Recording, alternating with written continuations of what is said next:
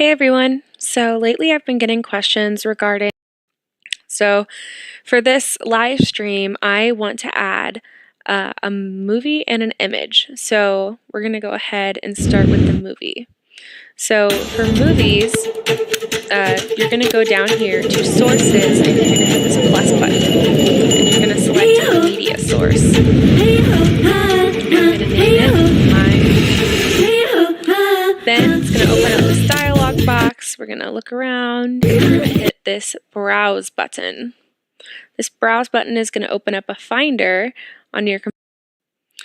Then it's going to open up this dialog box. We're going to look around and we're going to hit this browse button. This browse button is going to open up a finder on your computer. And here we are. This is my movie. It's a short little video that I recorded a couple months ago when my husband and I went on a hike with our dogs. So make sure everything's good. And we're going to hit OK. So all right. Browse button.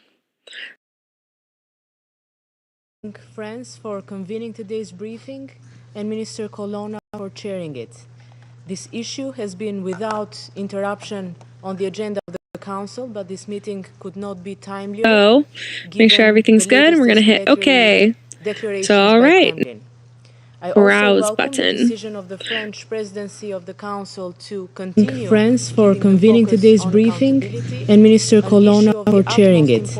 This issue has been without interruption on the agenda of the Council, but this meeting could not be timelier. So make sure everything's good and we're going to hit OK. So all right. Browse button. Decision of the French presidency of the Council to continue. Friends for convening today's briefing and Minister Colonna for chairing it. This issue has been without interruption on the agenda of the Council, but this meeting could not be timely. So make sure everything's good and we're going to hit OK. Expressed more than once here in the United Nations, Russia's actions are a blatant violation of the Charter of the United Nations. Let's not forget that the highest international justice body, the International Court of Justice, has ordered Russia to suspend its military operation in Ukraine. International law is the same and mandatory for all. Russia has unfortunately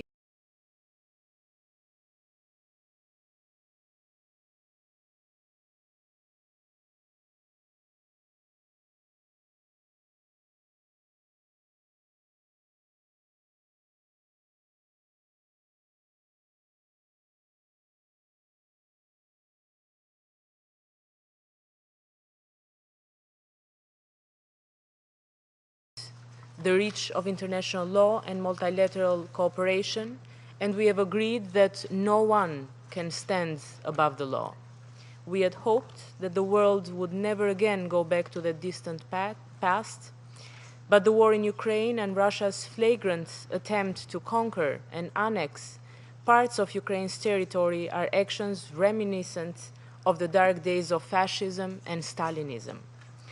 And there is much more in what is happening in Ukraine today that is reminiscent of those dark days. Reports and fact-finding missions from the ground, footage the whole world has seen reveal a basic truth about Russia's actions, an appalling criminal brutality against the civilian population.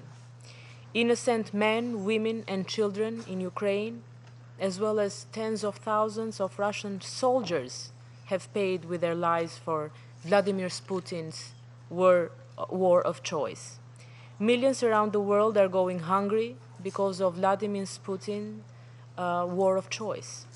We condemn Russia's new path of confrontation by announcing a partial mobilization in Russia, by supporting the organization of illegal referenda in 4 Ukrainian territories currently occupied, and by threatening again with the use of weapons of mass destruction. These sham referenda are another blatant violation of the independence, sovereignty, and territorial integrity of Ukraine and a serious violation of the UN Charter.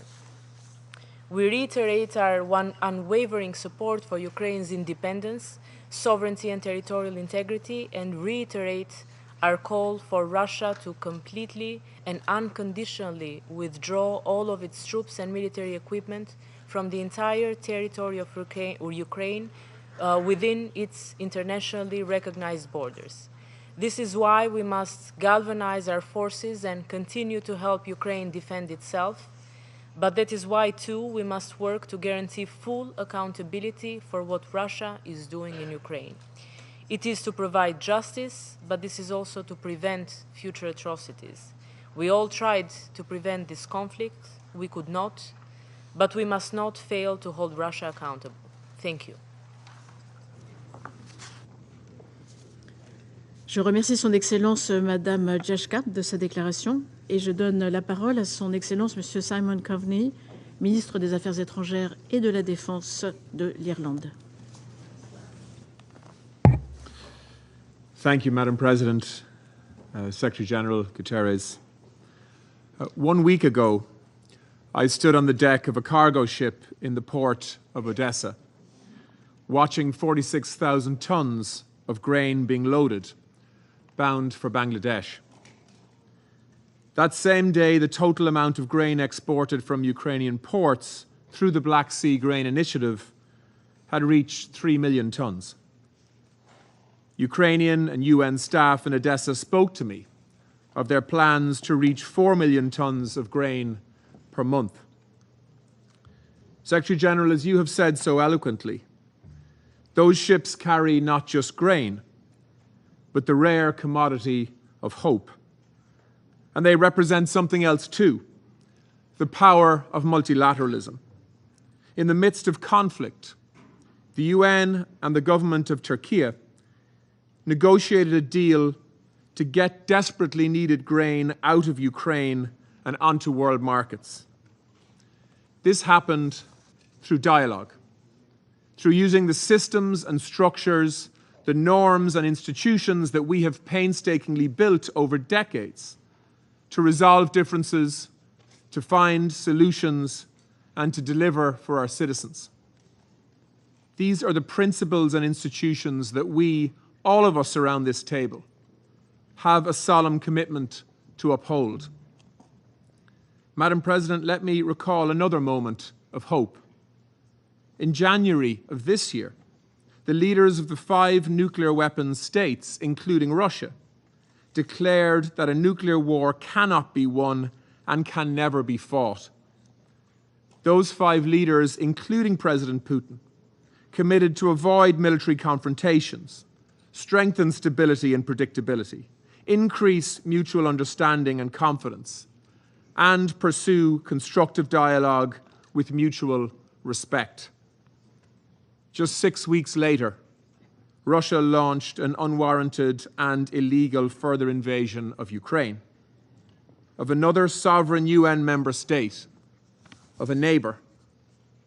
And now, this week, President Putin again issues threats to use nuclear weapons. Let us be absolutely clear. Russia's invasion of Ukraine is the antithesis of the principles of the UN Charter. It is a grave violation of international law. It's an attempt to change internationally recognized borders by use of force. And no sham referendums can change that basic fact. It cannot be allowed to stand. If we fail to hold Russia accountable, we send a signal to large, powerful countries that they can prey on their neighbors with impunity, which is something that every nation on earth should take note of. This is why Ireland yesterday filed a declaration of intervention at the International Court of Justice in Ukraine's case against Russia. It is why we are intervening in Ukraine's case against Russia at the European Court of Human Rights. It is why we have supported action at the OSCE, the Council of Europe, the UN General Assembly, and the Human Rights Council to hold Russia accountable for what it's doing. It's why, with 42 other state parties of the International Criminal Court, we referred the situation in Ukraine to the ICC prosecutor, who's with us here today. It is why we support Ukraine's efforts to establish a compensation and reparations mechanism. And it's why we will work with Ukraine and other partners to examine how we can hold Russia accountable for the crime of aggression.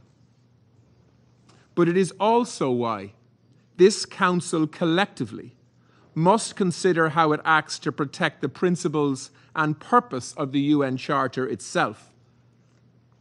No one country, no matter how big or powerful, should have the ability to veto the application of international law for its own aims.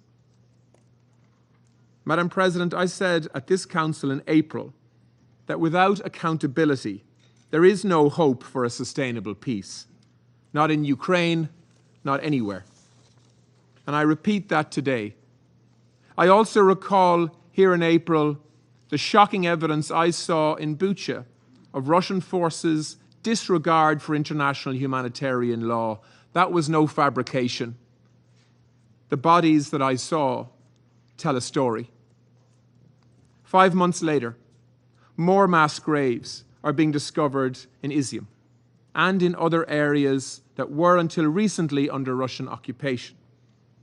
Attacks by Russian forces on civilians and civilian infrastructure have intensified further since then. The devastating impact of explosive weapons in populated areas is ever more evident, with tens of thousands of homes, hospitals and schools destroyed. This is why Ireland is seeking the wide endorsement by states of the political declaration on explosive weapons in populated areas at a high-level adoption conference in Dublin in November. Madam President, millions of civilians in Ukraine and beyond are being potentially put at risk by Russia's occupation of the Zaporizhzhia nuclear power plant. I want to repeat the demand of last week's IAEA Board of Governors. Russia must immediately cease all actions against the Zaporizhzhia nuclear power plant. Ukrainian authorities must regain full control. The last thing the world needs now is a nuclear accident. Madam President, this conflict can and will end. Our collective responsibility to the UN Charter, to the Pacific settlement of disputes, to the maintenance of international peace and security demands that it ends sooner rather than later. The path to peace is clear. The country that made a deliberate decision to start this conflict must now make the decision to bring it to an end. Russia must withdraw its forces from the sovereign territory of a fellow UN member state. It must be held accountable for its actions through the international bodies and structures that we together have created for this purpose. It is not solely about Ukraine and its future. This is about the entirety of the UN membership, all of us and all of our countries. If we do not reject Russia's actions in the clearest and most stark terms, we allow the world to be governed by force and not through dialogue and the application of international law. Madam President, this Council must take the lead. Son Excellence Monsieur Coveney de sa déclaration et je donne la parole à Son Excellence le Dr Subramaniam Jaishankar, ministre des Affaires étrangères de l'Inde. Thank you, Madam President. Let me begin by congratulating the French presidency for its able stewardship of the Security Council this month. I also thank Secretary General Antonio Guterres for his briefing and take note of the remarks made by ICC Prosecutor Karim Khan. Allow me, Madam President, to preface my remarks by reminding the Council that India is not a signatory to the Rome Statute, nor a member of the International Criminal Court. Madam President, the trajectory of the Ukraine conflict is a matter of profound concern for the entire international community. The future outlook appears even more disturbing. The nuclear issue is a particular anxiety. In a globalized world, the impact of the conflict is being felt even in distant regions. We have all experienced its consequences in terms of surging costs and actual shortages of food grains, fertilizers, and fuel. On this score, too, there are good grounds to be worried about what awaits us. The global south, especially, is feeling the pain very acutely. We must, therefore, not initiate measures that further complicates the struggling global economy. And that is why India strongly reiterates the need for an immediate cessation of all hostilities and a return to dialogue and diplomacy. Clearly, as Prime Minister Narendra Modi has emphasized, this cannot be an era of war.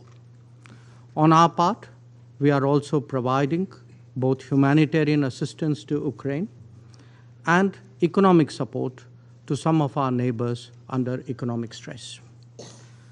Turning to the specific topic before the Council today, let me emphasize that even in conflict situations, there can be no justification for violation of human rights or of international law. Where any such acts occur, it is imperative that they are investigated in an objective and independent manner. This was the position we took with regard to the killings in Bucha, and this is the position we take even today. The Council will also recall that we had then supported calls for an independent investigation into the Bucha incident. The fight against impunity is critical to the larger pursuit of securing peace and justice. The Security Council must send an unambiguous and unequivocal message on this count. Politics should never, ever provide cover to evade accountability, nor indeed to facilitate impunity. Regrettably, we have seen this of late in this very chamber when it comes to sanctioning of some of the world's most dreaded terrorists. If egregious attacks committed in broad daylight are left unpunished, this Council must reflect on the signals we are sending on impunity. There must be consistency if we are to ensure credibility. Once again, let me emphasize, Madam President, that the need of the hour is to end this conflict in Ukraine and return to the negotiating table. This Council is the most powerful contemporary symbol of diplomacy. It must continue to live up to its purpose. The global order that we all subscribe to is based on international law, UN Charter, and respect for the territorial integrity and sovereignty of all states. These principles, too, must be upheld without exception. I thank you, Madam President. Je remercie Son Excellence le Dr Jaishankar de sa déclaration et je donne la parole à Son Excellence M. Michael Moussa Adamo, ministre des Affaires étrangères du Gabon.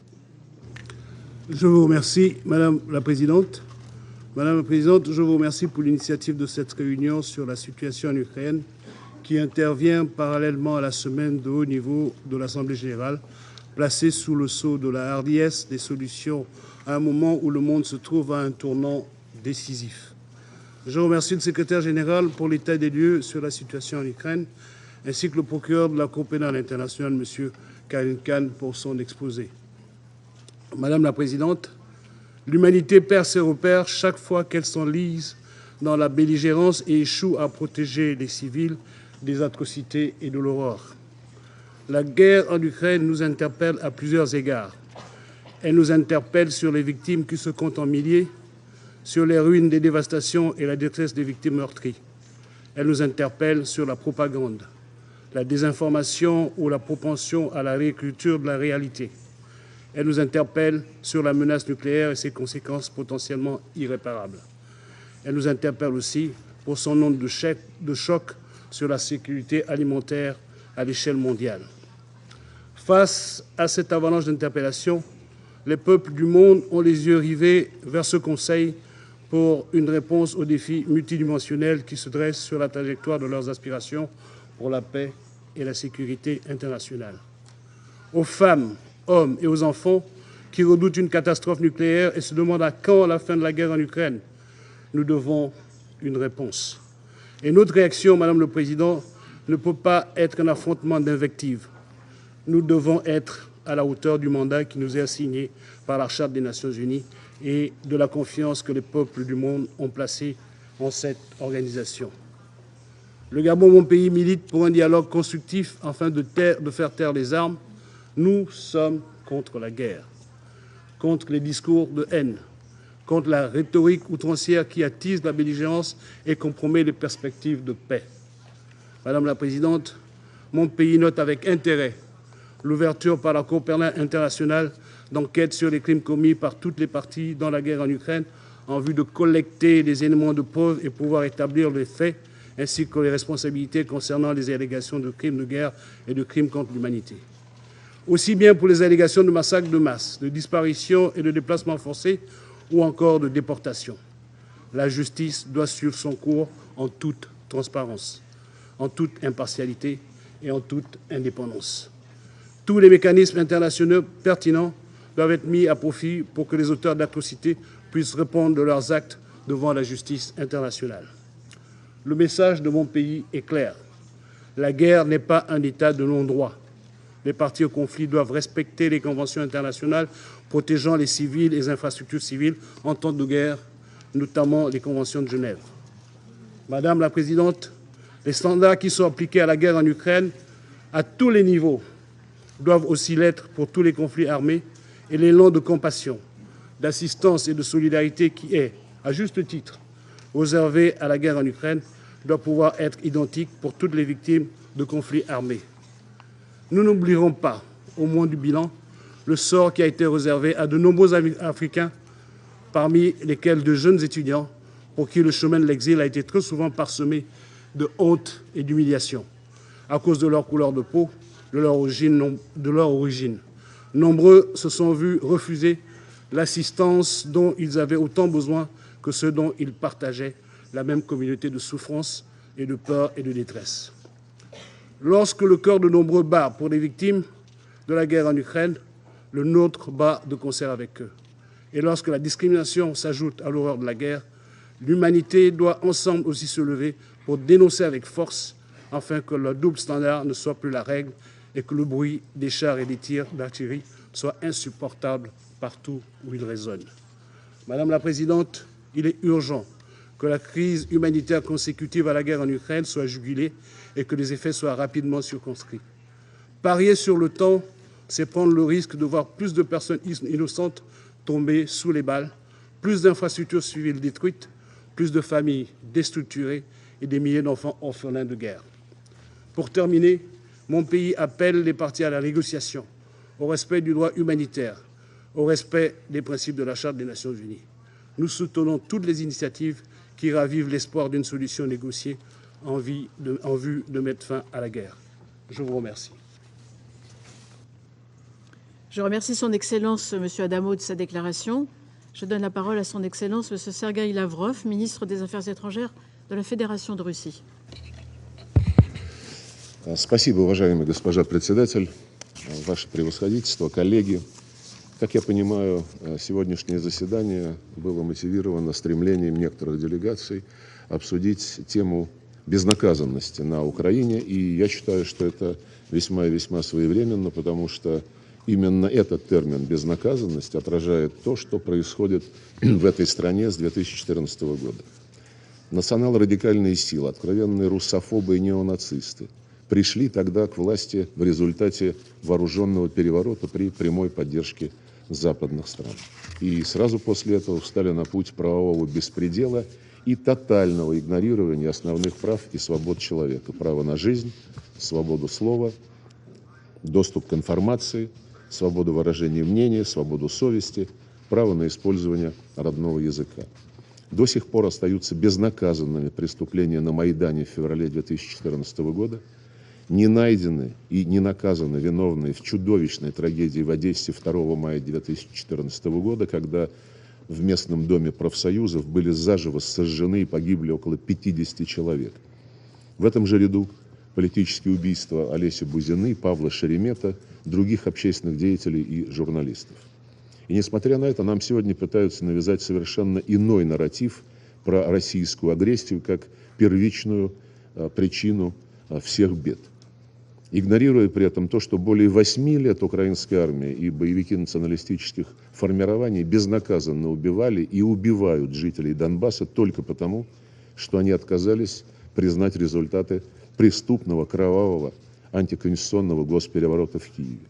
Решили отстаивать свои права, которые были гарантированы Конституцией Украины, в том числе право на свободное использование родного русского языка. Вспомните, как в 2015 году тогдашний премьер-министр Украины господин Яценюк заявил, что на Донбассе проживают нелюди, а от него недалеко ушел нынешний президент господин Зеленский, который в очередном интервью в сентябре прошлого года, когда его спросили, что он думает о людях, живущих на Донбассе, он сказал: вы знаете, бывают люди, а бывают существа, особи. Это очень такая устойчивая характеристика украинского режима, как при Порошенко, так и при Зеленском. Они объявили всех несогласных с результатами госпереворота террористами. И 8 лет киевский режим проводил войсковую операцию против мирного населения. Кстати сказать, на Украине уже много лет осуществляется тотальная мобилизация всего взрослого населения, включая женщин, кстати сказать, для того, чтобы рекрутировать их в ряды националистических батальонов и вооруженных сил Украины. Лицемерно заявляя о приверженности Минским соглашениям, киевские власти откровенно и безнаказанно саботировали их выполнение. Была введена финансовая, транспортная, энергетическая блокада Донбасса. Его жители отрезали от социальных пособий, пенсий, зарплат, банковских услуг, связи, образования и здравоохранения. Лишили элементарных гражданских прав, гарантированных в том числе международными пактами 1966 года об экономических, социальных и культурных правах, а также о гражданских и политических правах. В какой-то момент, устав притворяться, господин Зеленский заявил, что Минский комплекс мер нужен лишь для того, чтобы сохранять санкции, введенные против России. Еще более откровенным был его предшественник и соавтор Минских соглашений господин Порошенко. Он пару месяцев назад публично и с гордостью заявил, что эти соглашения, которые он подписал, ни кто-то еще на Украине не собирались их выполнять. И что эти соглашения были нужны лишь для того, чтобы выиграть время для получения оружия от западных стран для войны с Российской Федерацией. В том же ключе недавно высказался секретарь Совета национальной безопасности и обороны Украины господин Данилов. Своей безнаказанностью киевский режим обязан, конечно же, западным кураторам, прежде всего Германии, Франции, ну и, разумеется, Соединенным Штатам. Вместо того, чтобы добиваться от киевского руководства выполнения Минских соглашений, и Берлин, и Париж, и Вашингтон цинично закрывали глаза на открытые угрозы Киева решить проблему Донбасса силой, так называемый план «Б». В последние годы киевский режим вел тотальное, фронтальное наступление на русский язык. Безнаказанно ущемлял в правах русское и русскоязычное население Украины. Были приняты скандальные языковые законы об образовании в 2017 году, об обеспечении функционирования украинского языка как государственного в 2019 год, о полном общем среднем образовании 2020 год, о коренных народах Украины 2021 год. Все они нацелены на вытеснение русского языка, по сути его полный запрет. Одновременно принимались законы, которые поощряли теорию и практику нацизма. Робкие рекомендации Венецианской комиссии Совета Европы, Управления Верховного комиссара ООН по правам человека, Верховного комиссара ОБСЕ по делам национальных меньшинств о выправлении языкового законодательства Киев игнорировал. И в свою очередь эти многосторонние структуры не нашли в себе смелости, а может быть им просто не позволили побудить украинские власти к исполнению взятых на себя международных обязательств в области прав человека. Министерство образования Украины исключило русский язык и русскую литературу из школьной программы. Запрещаются и уничтожаются, как в фашистской Германии, книги на русском языке, разрушаются памятники русским писателям. При государственной поддержке насаждается идеология национальной нетерпимости к этническим русским. И сегодня официальные лица этой страны уже не стесняются своей нацистской сущности, открыто и безнаказанно призывая к убийству русских людей. Вот несколько примеров. Посол Украины в Казахстане, господин Врублевский, теперь уже находящийся в Киеве, месяц назад заявил в интервью следующее, цитирую: «Стараемся их, русских, убить как можно больше. Чем больше мы убьем русских сейчас, тем меньше придется убивать нашим детям. Вот и все». Конец цитаты. Кто-нибудь обратил на это внимание? Ранее, минувшей весной, в том же духе высказался мэр Днепра Филатов. Цитирую: «Пришло время холодной ярости. Теперь у нас есть полное моральное право спокойно и с совершенно незамутненным разумом убивать этих нелюдей уже по всему миру, неограниченное количество времени и в максимально больших количествах». Конец цитаты. 13 сентября этого года, совсем недавно, господин Данилов заявил, цитирую: «В тех населенных пунктах, куда заходят вооруженные силы Украины, жители будут украинизированы без учета их мнения. Это коснется не только русских людей, но и представителей других национальностей. И если у вас есть желание учиться дополнительно на каких-то других языках, румынских, польских, ивритах, пожалуйста, но не за счет нашего государства. За свой счет можете повышать свое образование». Надо ли говорить, что все эти русофобские выходки остались абсолютно безнаказанными? Тут уже не только о русофобии идет речь. Он высказался о представителях других национальностей, которые проживают на Украине. Ну и, конечно, апофеозом стало интервью господина Зеленского 5 августа прошлого года, который посоветовал всем, кто чувствует себя русским, ради блага их детей и их внуков, убираться в Россию. «Уезжайте в Россию», сказал он. И мне кажется, вот те решения, которые сейчас приняли жители целого ряда областей Украины о проведении референдумов, это ответ на его пожелания. Под соусом борьбы с российской агрессией и сепаратизмом на Украине усиливается преследование инакомыслящих. В марте этого года введен запрет на деятельность 11 политических партий под предлогом их связей с Россией.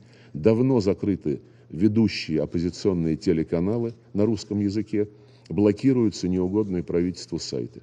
За попытку дать альтернативный официальному взгляд на положение дел подвергаются гонениям журналисты. В застенках СБУ находится видная украинская общественница Бережная, не раз выступавшая в ООН и ОБСЕ по поводу роста неонацизма на Украине. У нас нет сомнений, что Украина окончательно превратилась в тоталитарное государство нацистского толка, где безнаказанно попираются нормы международного гуманитарного права.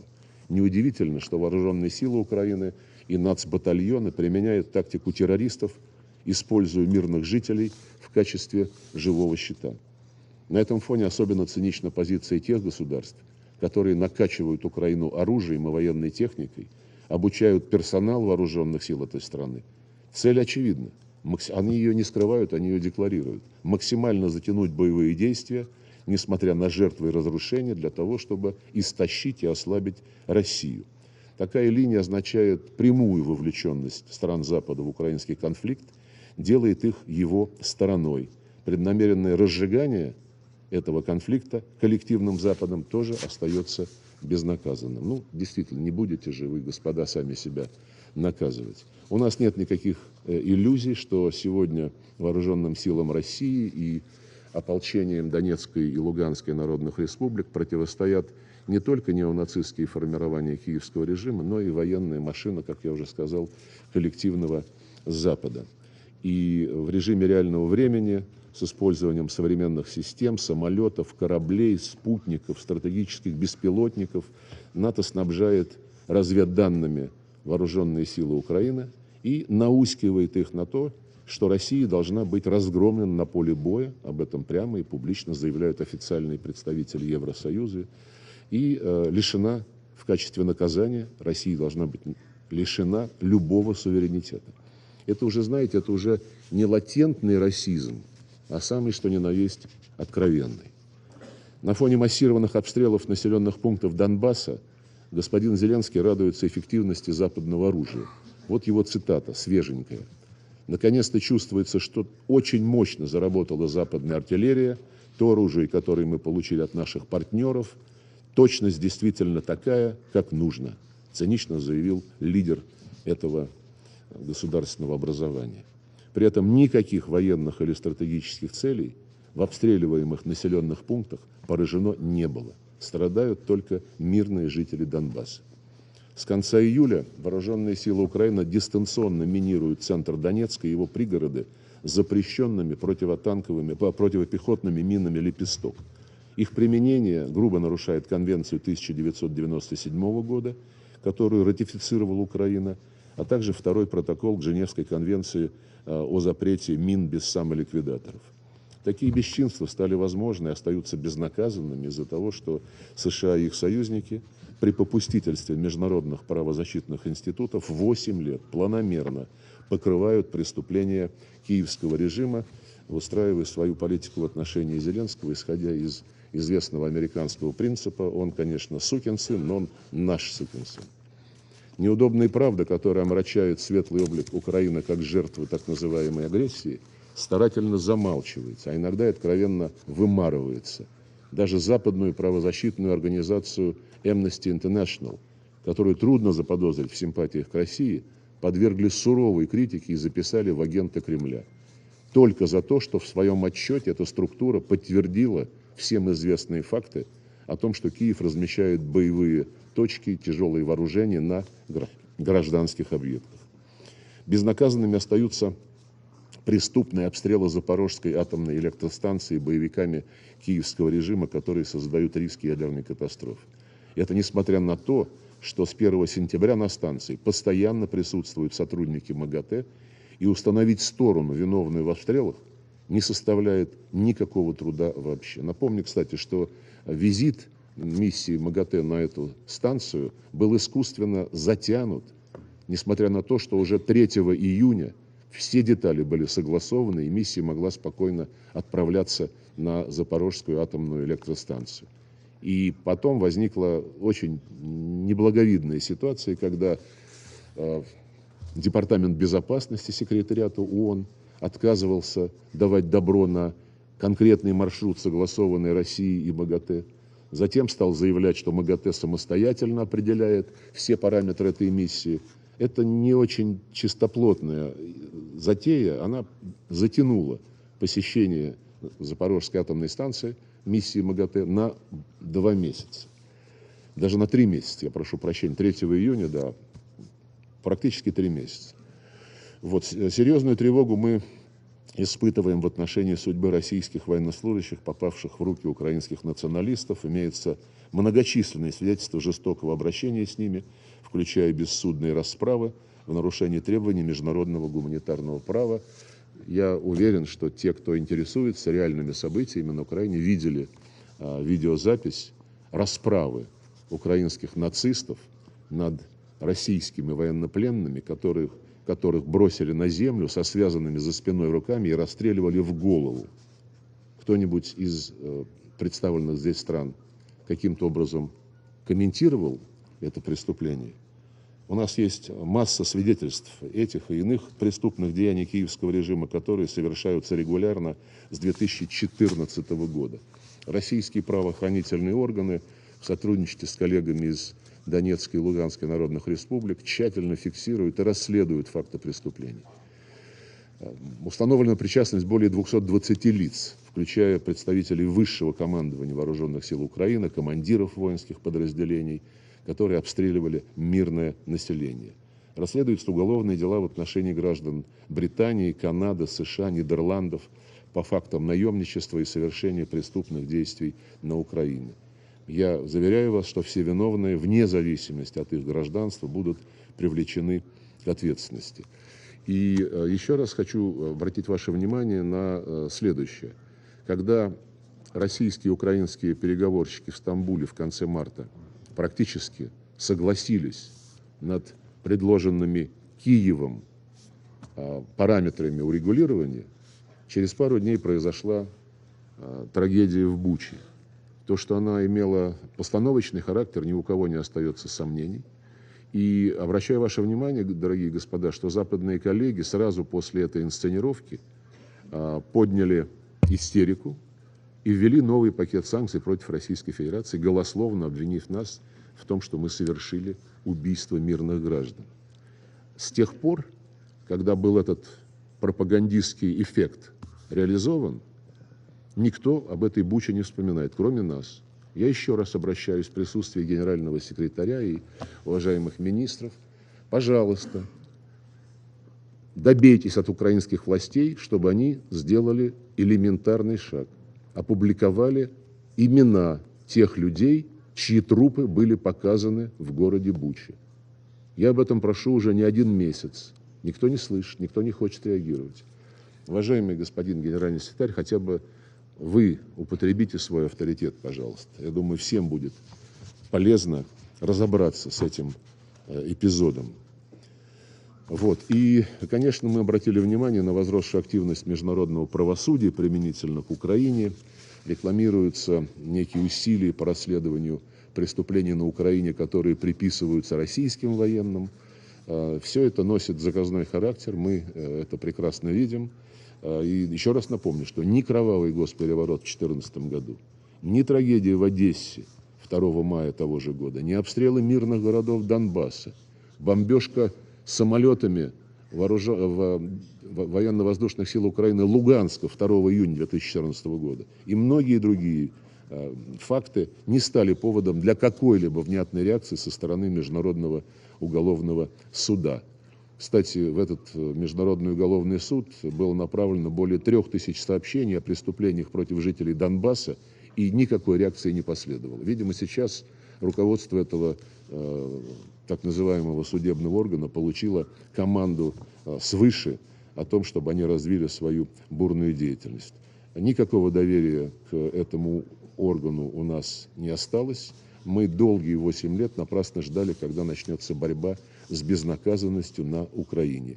И больше не рассчитываем на справедливость со стороны этого, да и целого ряда других международных институтов. Время ожидания закончилось. Все сказанное мной лишний раз подтверждает, что решение о проведении специальной военной операции было неизбежным. Мы об этом не раз говорили, предъявили огромное количество фактов, которые показывают, как готовилась Украина исполнять роль антироссии, роль плацдарма для создания и реализации угроз против российской безопасности. Смею вас заверить, что мы этого не допустим. Благодарю вас за внимание.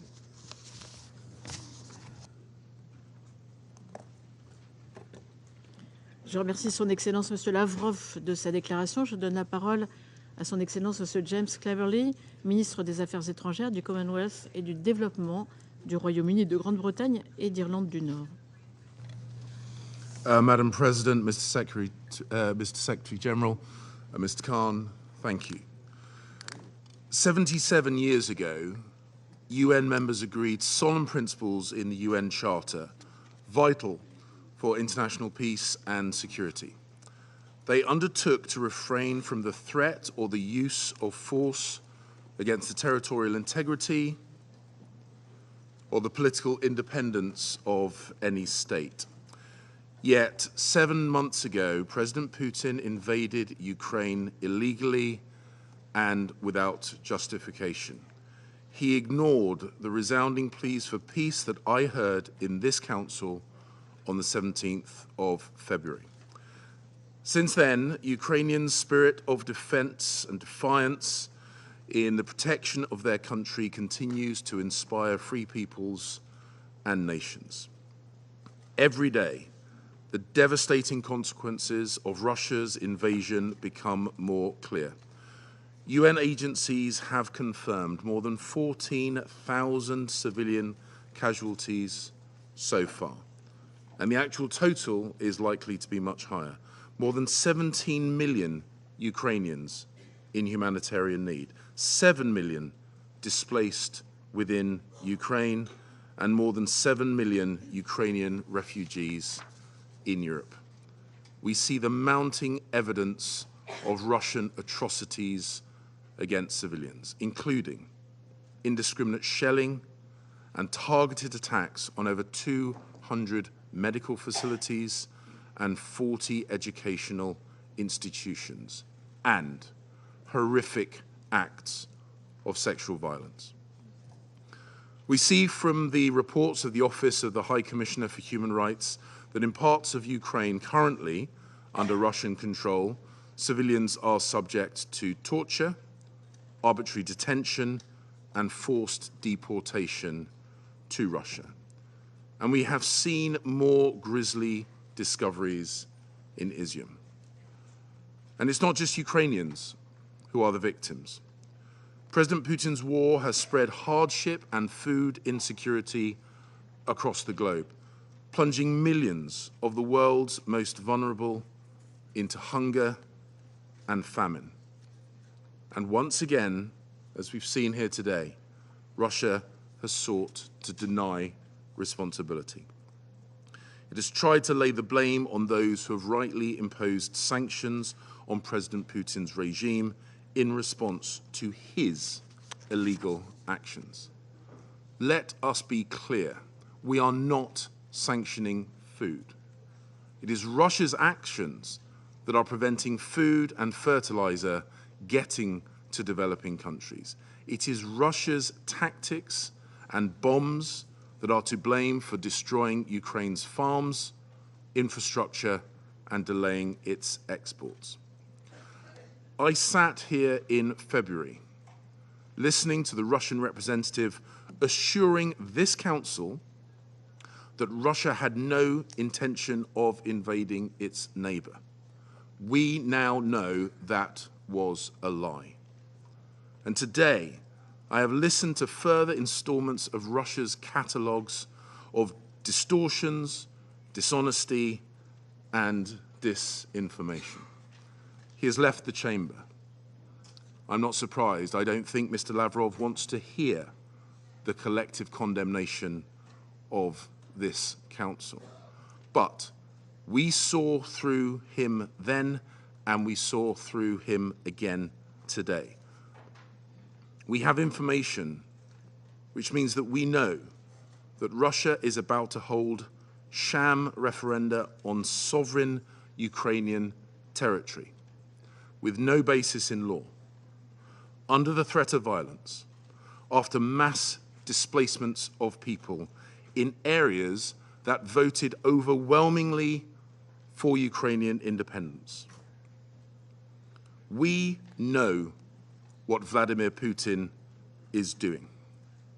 He is planning to fabricate the outcome of those referenda.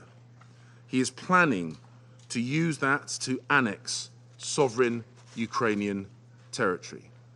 And he is planning to use it as a further pretext to escalate his aggression. That is what he plans to do. And we call on all countries to reject this charade and to refuse to recognize any results. We are used to seeing Russian lies and distortions.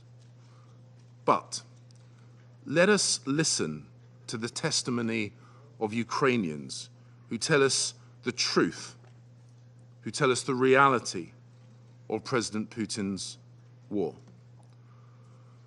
Dr. Olena Yuzvak, her husband, Ole, and their 22-year-old son, Dmitry, were abducted by Russian forces from their home in Hostomel, near Bucha, in March. Russian soldiers shot Ole twice in the legs before they were all blindfolded and bundled into an armored personnel carrier. And I want you to hear Olena's story in her own words, and I quote, "First, they took us to a bombed-out house. The Russian soldiers kept saying they were going to kill us. My husband was left for hours lying on the floor in the pool of his blood. I don't know why. We'd done nothing wrong. Then they took my son away from us. I don't know where. I don't know if we'll ever see him again. I just want my boy back." End of quote. Olena's story and those of many others tell us the truth, the real truth. This is a war of annexation, a war of conquest, to which President Putin now wants to send even more of Russia's young men and women. making peace even less likely. Mr. Putin must understand the world is watching and we will not give up. Of members of the Security Council, we must unequivocally reject Russia's attempts to annex Ukrainian territory. We must make clear to President Putin that his attack on the Ukrainian people must stop, that there can be no impunity for those perpetrating atrocities, and that he must withdraw from Ukraine and restore regional and global stability. If he chose to, he could stop this war, a war which has done untold damage to the Ukrainian and the Russian peoples.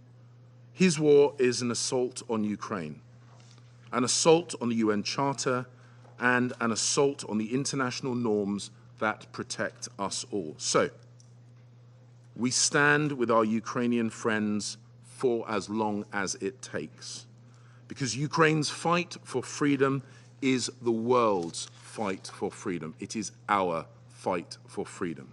And if Ukraine's sovereignty and territory are not respected, then no country is truly secure. These are the reasons why Ukraine can and must win. Thank you. Je remercie Son Excellence Monsieur Cleverly de sa déclaration. Je donne la parole à Son Excellence Madame Shirley Ayorkor Botche, ministre des Affaires étrangères et de l'intégration régionale du Ghana. Madam President, Excellencies, let me thank France for organizing this high-level meeting. I would also like to thank Secretary General Antonio Guterres for setting the tone for this meeting with his very clear statement. We welcome also the briefing from Mr. Karim Khan, the prosecutor of the ICC. The world has been united since this Council's referral over Darfur in Resolution 1593, 2005, nearly 2 decades ago, that impunity anywhere poses serious threats to international peace and security, the international legal order, and our multilateral system. We have systematically reinforced our institutions and defined conduct and sanctions to expose, prevent, or punish those acts or behavior that defy the norms we are committed to live by. No state, however powerful, should get a pass. To do so unravels a central tenet of our global civilization. It puts at stake the lives and liberties of those less powerful, wherever they live. That is why the members of this Council must act in an urgent and unified manner to end the near paralysis of the Council and the war in Ukraine. The toll of that war is intolerable, and the lack of unified resolve risks making our universal organization an enabling factor for impunity in Ukraine. The damage to the standing of the Charter may be incalculable. Ghana is especially concerned about the intensification of the war in Ukraine across several lines, with civilian populated areas and civilian infrastructure being the targets of bombardments. We regret that the basic laws which govern the conduct of modern warfare and protect ordinary people who are caught in the crossfires of war have not been respected. We are distressed by the diverse, horrifying, and painful humanitarian threats which have accompanied the war. Some 14 million people, mostly women and children, have been displaced from their homes and face heightened risk of conflict-related sexual and gender-based violence. Human trafficking, filtration processes, and forced disappearances, torture, and other violations of the rights and freedoms of the people are widespread. We remain gravely concerned by the manifest threats of a nuclear episode, whether by accident or deliberate action, because of the constant military engagements around the Zaporozhye nuclear power plants. The disregard for the requisites for nuclear safety and security, including for the delineation of a safe zone, are deplorable. And we support the efforts by the International Atomic Energy Agency to avert a nuclear catastrophe. With the rising death toll, civilian casualties, and growing reports of war crimes and other human rights violations, we must uphold our responsibility as a council and send a clear message that perpetrators of atrocities would be held to account. The suffering in Ukraine is abhorrent and should not be dismissed as the mere consequence of war. To do so, we would be endorsing the atrocities and sanctioning impunity. In this regard, we underscore the importance of ensuring accountability for all war crimes committed in Ukraine. Accountability is fundamental to preventing impunity. We must affirm our determination that the litany of atrocious acts that have taken place in Ukraine would be submitted to thorough, transparent, and independent investigations to establish the facts and for the attribution of international crimes to their perpetrators. Ghana remains supportive of international accountability measures, including the various investigative processes being undertaken by the ICC and the Human Rights Council. We believe that in seeking criminal accountability and justice for the victims of the war in Ukraine, the important questions about international remedy and reparation measures, especially for victims of conflict-related sexual abuses, must be addressed. We also express our support for the United Nations Early Recovery and Resilience programs already being undertaken. Madam President, we have expressed several times our principled position against the aggression on Ukraine, which we consider to be a disregard for the rules of international law and the principles of the Charter. Ukraine, as a sovereign state and a member of this organization, has every right, we believe, and indeed a responsibility to defend its territorial integrity and political independence. We recognize the tremendous courage and resilience of the Ukrainian people. Ghana does not and will not recognize any territory that is unilaterally and forcefully required or acquired as dismembered from a sovereign entity. We reiterate the call on the Russian Federation to immediately and unconditionally cease its operations, withdraw its troops from the internationally recognized borders of Ukraine, and respect its neighbors' sovereignty and political independence. The need for a credible pathway for a genuine diplomatic process is urgent. The barrel of the gun does not provide such a pathway. It only leads to needless loss of lives and destruction on both sides. Indeed, the costs of the war have been high, not only for the parties, but also for the rest of the world. As the President of Ghana said yesterday in his statement at the General Assembly, I quote, "Every bullet, every bomb, every shell that hits a target in Ukraine hits our pockets and our economies in Africa," unquote. In this regard, let me place on record Ghana's appreciation for the good offices of the Secretary General and other international actors to leverage life-saving humanitarian interventions at critical times of the war. We already note some positive impacts from the Black Sea Grain Initiative and urge the continuous and unrestricted shipment of grains to countries facing food insecurity.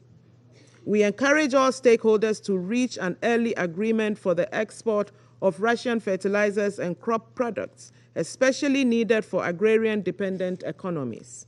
Madam President, let me conclude with an appeal. In a week when the eyes of the world are on us and millions around the world look to the United Nations for leadership and hope, we must send a strong message that impunity will not be tolerated, that we need to act through concerted diplomacy to end the war in Ukraine. I thank you. Je remercie Son Excellence Madame Bocce de sa déclaration. Je donne la parole à Son Excellence Monsieur Carlos Alberto Franco França, ministre des Affaires étrangères du Brésil.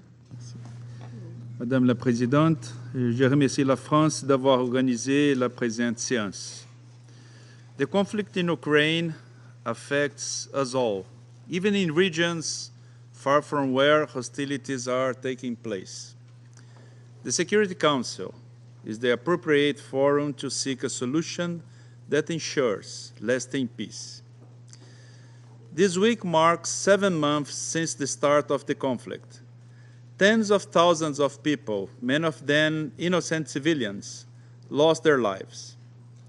There are millions of refugees and internally displaced persons whose return to their homes remains uncertain and who, with the approach of winter, are faced with the prospect of a worsening humanitarian crisis. Over these 7 months, this Council has received numerous reports of serious human rights violations in the conflict zone, including against vulnerable groups, women and children. Brazil condemns the abuses and defends an impartial investigation of the facts so that those responsible are held accountable for their actions. We also reiterate our call for full respect for international humanitarian law by all parties. Madame la Présidente, we have an urgent task before us: to engage the parties in dialogue in order to secure an immediate ceasefire and the opening of negotiations for a peace agreement. The continuation of the hostilities endangers the lives of innocent civilians and jeopardizes the food and energy security of millions of families in other regions, especially in developing countries. The risks of escalation arising from the current dynamics of the conflict are simply too great, and its consequences for the world order unpredictable. Only diplomacy brings the prospect of viable solutions to conflicts between states. It is not the time to accentuate divisions or isolate parties. The priority of this Council must be to create conditions for the parties to engage in negotiations for a peaceful solution to the conflict. Thank you. Je remercie Son Excellence Monsieur França de sa déclaration. Je donne la parole à Son Excellence Madame Rime Al-Hachimi, ministre d'État à la coopération internationale au ministère des Affaires étrangères et de la coopération internationale des Émirats arabes unis. Merci Madame la Ministre.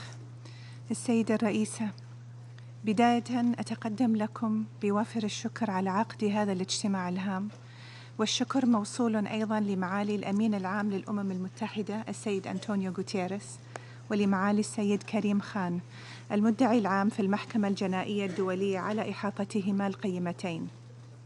لا شك أن اندلاع الحرب في أوكرانيا كان له أصداء مختلفة في المجتمع الدولي، فالبعض استشعر أنها تنذر بشلل في منظومة العمل متعدد الأطراف، وتخوف آخر من كونها بعث جديد لمخاطر وجودية ظنها اندثرت، وأخيراً هنالك من يرى خلفها عودة للقطبية التاريخية وتداعياتها الدولية.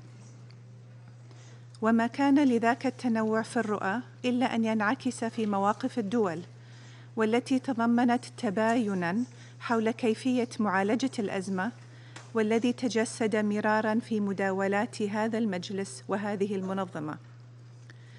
وبالرغم مما تحتويه من فروقات واضحة، إلا أن مواقف الدول تضمنت أيضاً إجماعاً راجحاً حول مرجعية القانون الدولي وضرورة احترامه، يعود لكونه الفيصل بين ازدهار الحضارة وانعدامها في النظام العالمي، حيث سن القانون الدولي كما يعبر ميثاق الأمم المتحدة ضوابط لتعاملات الدول وممارساتها المبنية على مبادئ السيادة والاستقلال وحسن الجوار ووحدة وسلامة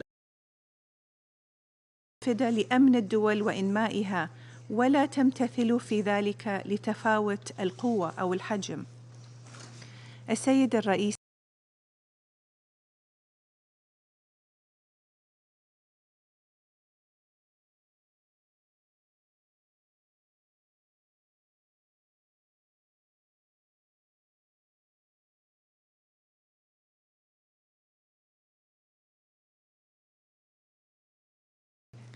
وفي هذا الصدد إن مفاد التقارير عن خروقات يومية لهذا القانون مدعاة لقلقنا البالغ حول ما آلت الحرب على المدنيين بالذات.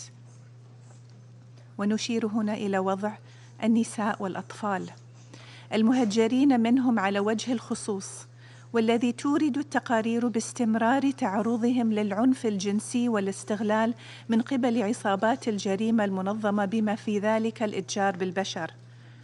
وجميعنا يعلم كيف أن للحروب والنزاعات المسلحة وقع أكثر عنفاً وشدة على النساء والفتيات.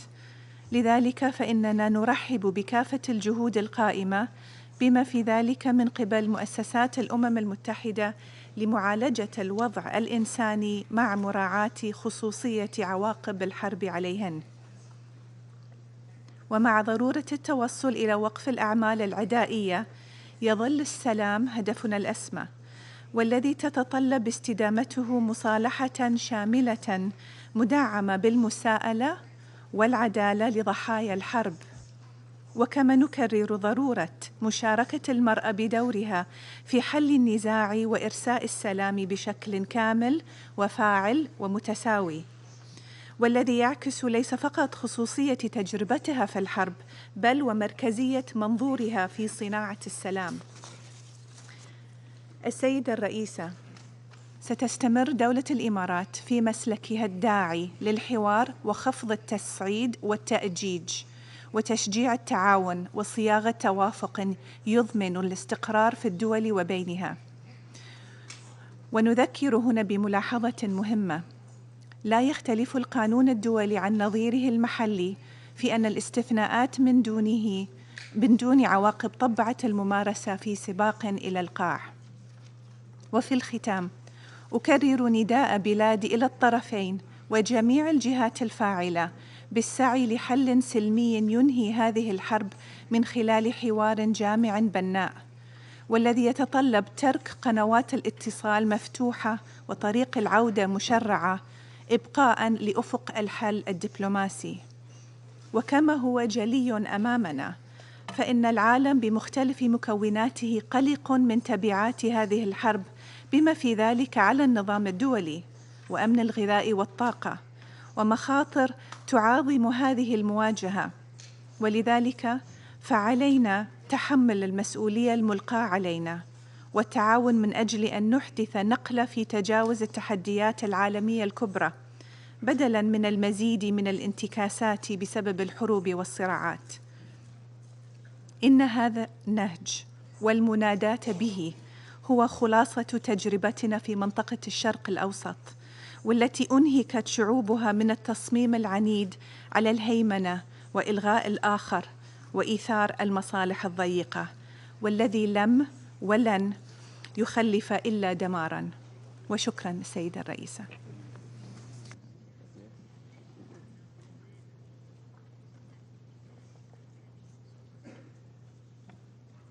Je remercie Madame Alchimi de sa déclaration. Je donne la parole à son Excellence Monsieur George Orina, directeur général au ministère des Affaires étrangères du Kenya.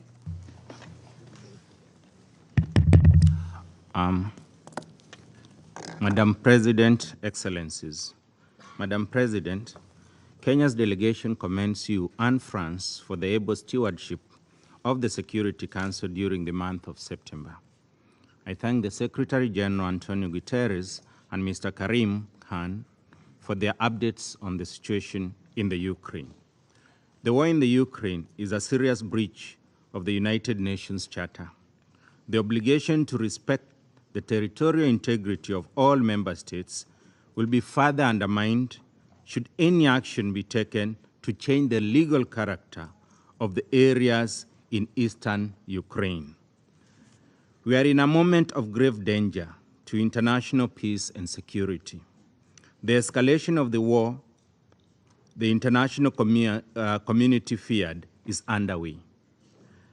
There are now clear threats being issued about the potential deployment of weapons of mass destruction in the conflict. On the battlefield, civilians are being subjected to serious harm in contravention of the fundamental international law and human rights obligations. It is a priority of the utmost urgency that national authorities subject their soldiers to severe disciplinary action for any abuses, especially on civilians and captured combatants. Military commanders should surrender those suspected for such atrocities to the relevant authorities for prosecution. All the parties, including those making allegations of human rights abuses, or all those against whom the allegations are made, should agree to prompt, independent, and impartial investigations. Even as we justly condemn and call for accountability of war-related violations, we know that the truest protection of civilians is to stop the war. In this regard, Kenya calls for an immediate cessation of hostilities. Active hostilities should be replaced by a mediated agreement that secures the sovereignty and territorial integrity of Ukraine while addressing the security concerns of all parties and regional stakeholders. Madam President, the situation in Ukraine is highlighting the need for serious reforms of the United Nations Security Council. His Excellency Dr. William Ruto, President of the Republic of Kenya, in his speech yesterday at the General Assembly, called for the democratization of the Security Council if its damaged legitimacy is not to be totally destroyed.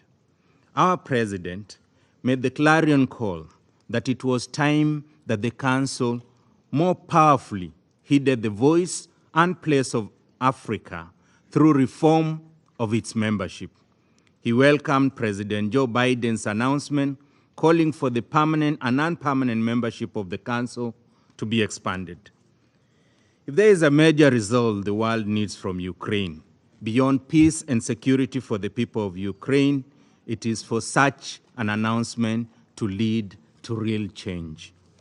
The farmers, villagers, pastoralists, fishfolk, traders, and workers of Africa need their livelihoods protected from the climate crisis. They need the many serious conflicts on the Security Council agenda solved and not relegated to the margins because of the Ukraine. Who will protect their interests in the Security Council by having the means from an amended UN Charter? Only permanent membership by the African states will do. In this regard, we call on the entire permanent membership to commit to fully embracing reforms. It is the only way the people of the world will consider this institution legitimate enough to earn their regard and cooperation. Madam President, I conclude by saluting the individuals, institutions, and governments, as well as the UN bodies and agencies that continue to help alleviate the suffering of those affected by the war in Ukraine. I reaffirm Kenya's respect for Ukraine's sovereignty and territorial integrity within its internationally recognized border. I thank you for your kind attention. Je remercie Son Excellence Monsieur Orina pour sa déclaration. Je donne la parole à Son Excellence Monsieur Dmytro Kuleba, ministre des Affaires étrangères de l'Ukraine.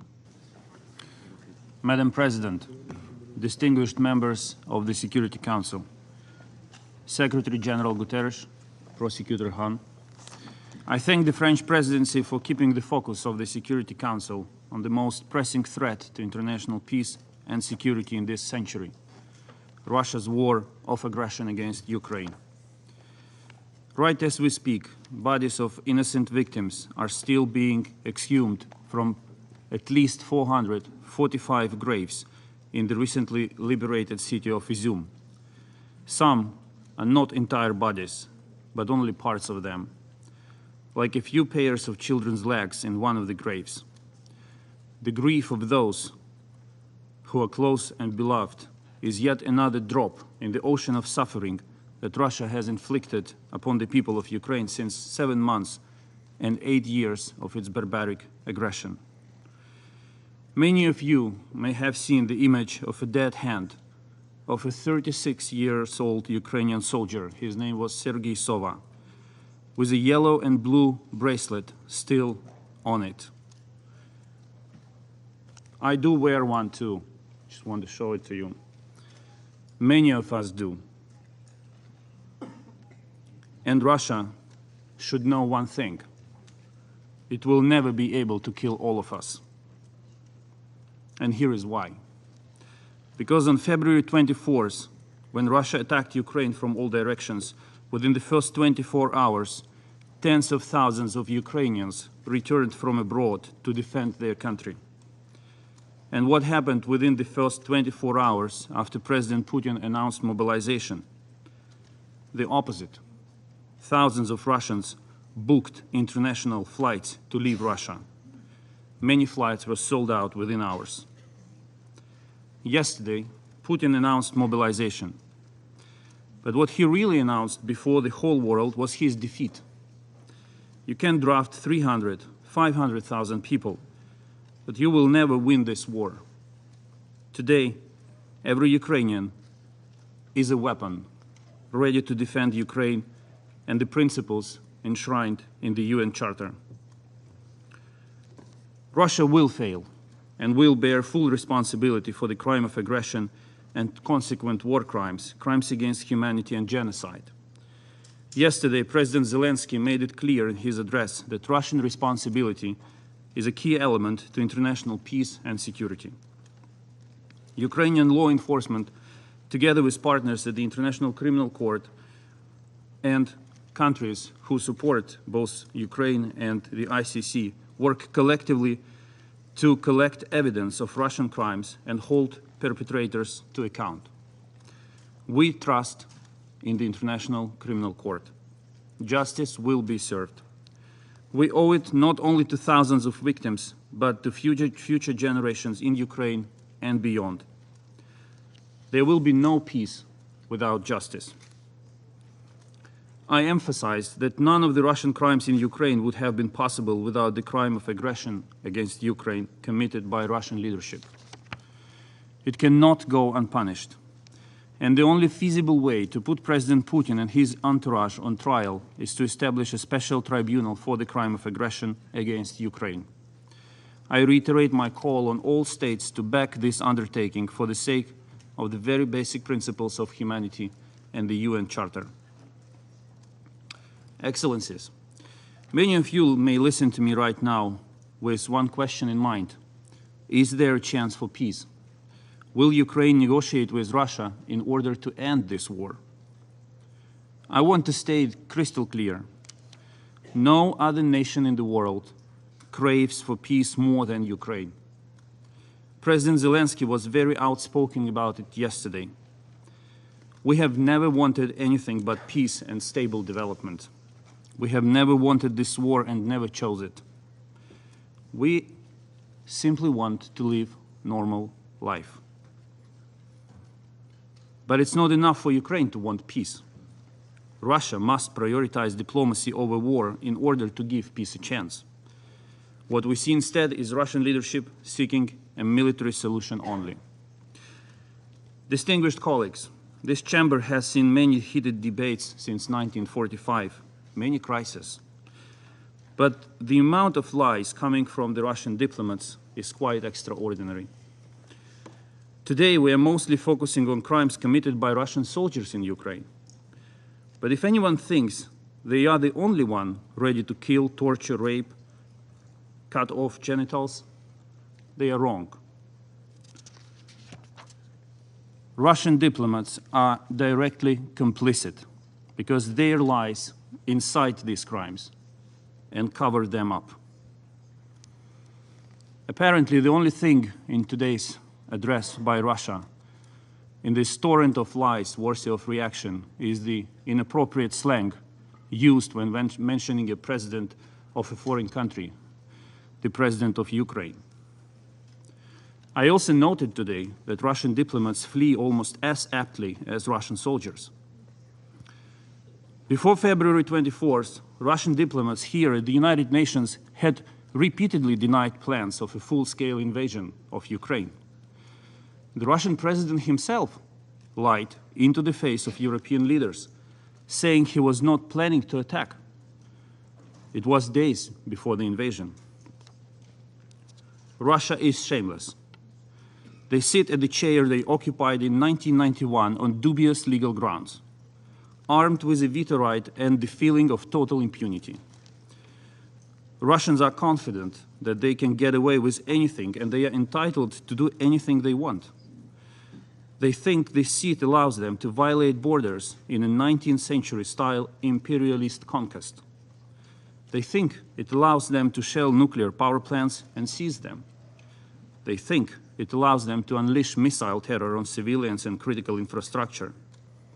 They think it allows them to threaten the world with the use of nuclear weapons. They must be held accountable for all of this. The issue of responsibility is central to the debate.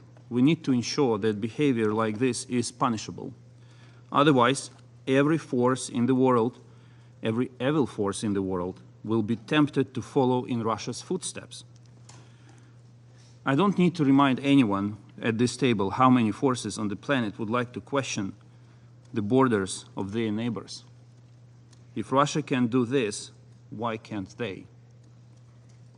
Today, we're talking not only about Ukraine and Russia. The global security crisis we all face is so much larger. All members of the Council must realize that on February 24th, Russia attacked not only Ukraine, it dealt a deadly blow to the very foundations of the United Nations Charter. No nation can feel safe until Russia is held to account for violating the common principles agreed by all after the Second World War. Russia does not care for them. But there are 192 other UN member states, nations of Asia, the Pacific, Africa, the Middle East, Latin America, and Europe are all interested in upholding the UN Charter today. And Ukraine is fighting to defend principles of this Charter, especially the principle of territorial integrity. Madam President, Russia's war of aggression has plunged the world into a multifaceted crisis. The consequences of this crime are felt far beyond Ukraine. Once Russian warships blocked Ukrainian seaports, it became clear that Ukrainian agricultural exports are vital to global food security. Russia has demonstrated that it is ready to put millions of people across Asia, Africa, and the Middle East at the risk of hunger simply to achieve its imperialistic goals. I take this opportunity to thank UN Secretary General Antonio Guterres and Turkey for facilitating the Black Sea Grain Initiative that allowed Ukraine to resume maritime grain exports this summer. Putin recently lied when he said that most of the grain has been sent to European countries. In fact, 2/3 of the grain we shipped went to consumers in Africa, the Middle East, and Asia. The resumption of Ukrainian exports has tamed food prices and allowed to ease the acute food insecurity, especially for those most vulnerable. Today, the Black Sea Grain Initiative is under threat. Russian officials are questioning the effectiveness of the corridor and might prepare to block the extension of the initiative once the agreed 120 days are over in November. We must not allow Russia to resume its hunger games with the world. I therefore urge all nations, especially those depending on Ukrainian food exports, to put maximum public and diplomatic pressure on Moscow, demanding to keep the Black Sea Grain Corridor functioning in November and beyond. We need to protect the vital grain initiative together. Ukraine remains a global food security guarantor. Despite our own dire situation, we decided to provide humanitarian aid to Ethiopia and Somalia, sending them an additional amount of our grains. Ukraine is interested in increasing maritime export volumes, both under the UN Food Programme and on market conditions. While hitting peaceful Ukrainian cities with missiles, Russia uses food and energy as weapons against the rest of the world. Putin sends tanks into Ukraine to kill Ukrainians, while stealing the well-being and stability from every European household with energy blackmail and playing hunger games with Asian, African, Middle Eastern families by threatening the functioning of the grain corridor. We are in the same boat, all of us, Europeans, Asians, Africans, Arab nations, Latin American states. We are in the same boat, and we must confront these threats together. There is no place for neutrality. I said back in February here at the United Nations that no nation will be able to sit out this crisis created by Russia. It still stands. The best reaction to this crisis: stand with Ukraine to protect the UN Charter. Russia likes to talk about the developed world and the developing world. They try to drive a wedge between ones and the others. We in Ukraine do not differentiate. All people deserve a normal life, safety, stability, and confidence. But we must stay united to stop Russia's blackmail and the war on humanity it launched. Dear colleagues, the most important pillar of international peace and security is the territorial integrity of states. No country is allowed to change internationally recognized borders by force. Russia has badly damaged this principle, and now the threat of war is hanging over everyone's head. To restore international peace and security, we need urgent and decisive action. Yesterday, President Zelensky proposed a peace formula which includes not only accountability, but a mechanism of security guarantees based on Article 51 of the UN Charter. Ukraine has developed the Kiev Security Compact, proposing a modern, multi-layered mechanism of guarantees to ensure Ukraine's security until the moment it becomes part of NATO. This document, though, is much broader than a tool of to guarantee the security of Ukraine only.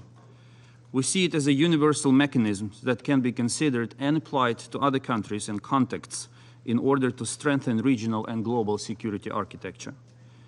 Ukraine keeps working with partners to realize the vision of the Kiev Security Compact. This is our added value to international peace and security for all UN member states. Thank you.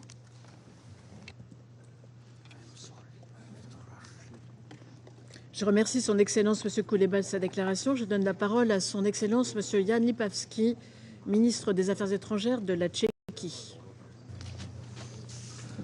Thank you, Madam President, Mr. Secretary General, Excellencies. Let me thank the French Presidency for the opportunity to participate in this important meeting. The Czech Republic now holds the rotating EU presidency. The EU is a core promoter of values and principles of the UN Charter. Czechia hosts the highest number of Ukrainian refugees per capita, over 400,000 in 10 million country. Russia's colonial, unprovoked and illegal war of aggression against Ukraine sent this massive wave of the most vulnerable population abroad. Russian aggression is perhaps the most dangerous challenge to global peace in recent decades. Today, it is about Ukraine. Tomorrow, it may be another country.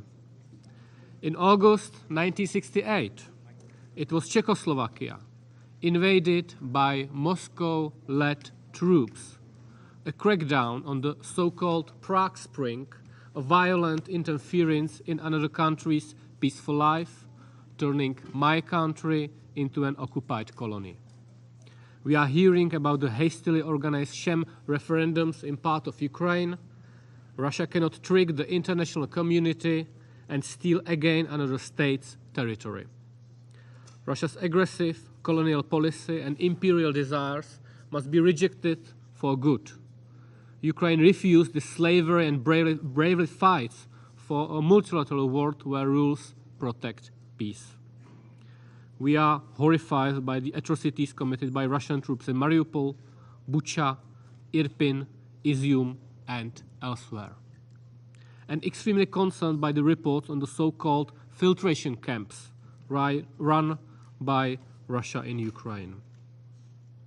Hundreds of thousands of Ukrainian citizens have been deported to Russia, including children. There are testimonies of sexual and gender-based crimes used as a method of warfare. All must be investigated and perpetrators must be held accountable. We applaud the Secretary General for launching the UN fact-finding mission on events in Olenivka. More than 40 states, including Czechia, referred the situation in Ukraine to the ICC, which opened its investigation into the situation in Ukraine already in March. We strongly support the ICC, including by seconding a public prosecutor and by voluntary contributions. And we call for establishment of a special international tribunal to prosecute the crime of aggression committed by Russia. Czech law enforcement agencies have launched criminal investigation of certain crimes based on the principle of universal jurisdiction. The Security Council members bear global responsibility for peace and respect to international law. Please act. We need peace in Ukraine.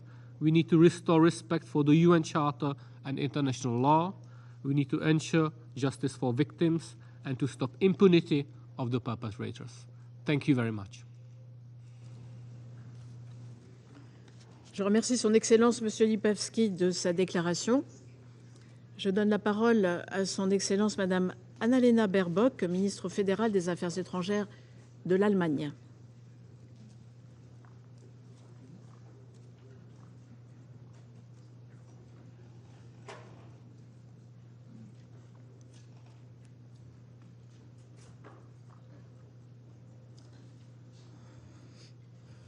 Madame la ministre.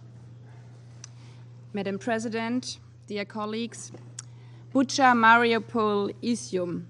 When we talk about the horrors of the unfolding war in Ukraine, we are not talking about abstract reports. We are talking about children, we are talking about mothers, about brothers, about fathers, about grandparents, women and men whose pain is raw. Therefore, I urge Russia, this is a war you will not win. So end the war. Stop the suffering in Ukraine. Stop sending more of your own citizens into death. Stop your shame referendums, which are as unlawful as the war they are supposed to legitimize. Stop the grain war that is driving hunger across the globe, especially in the south. And stop paralyzing this very body, the United Nations Security Council.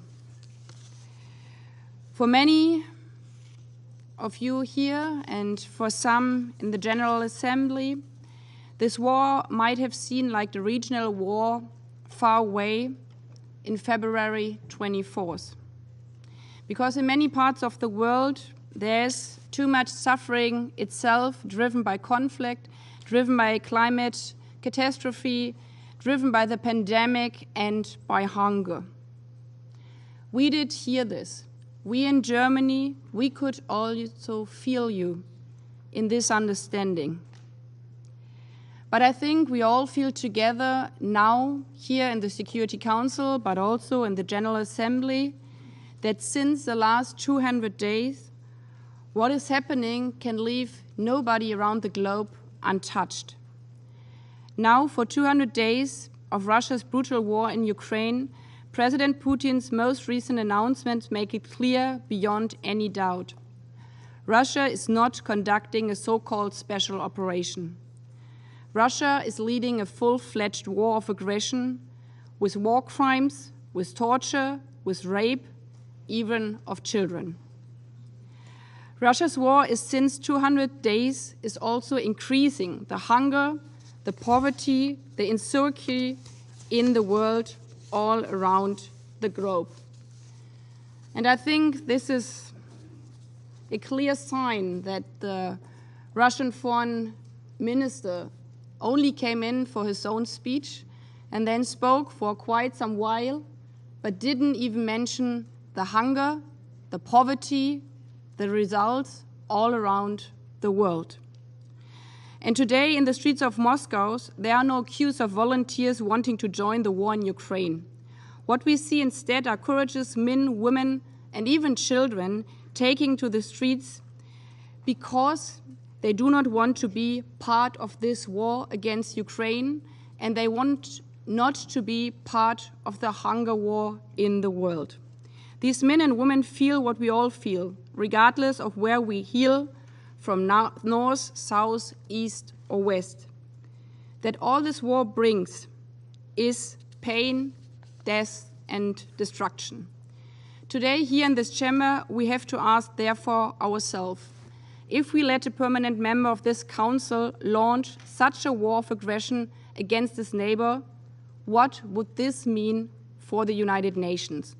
For an institution whose charter states that, I quote, all members shall refrain from the threat of use of force against the territorial integrity or political independence of any state.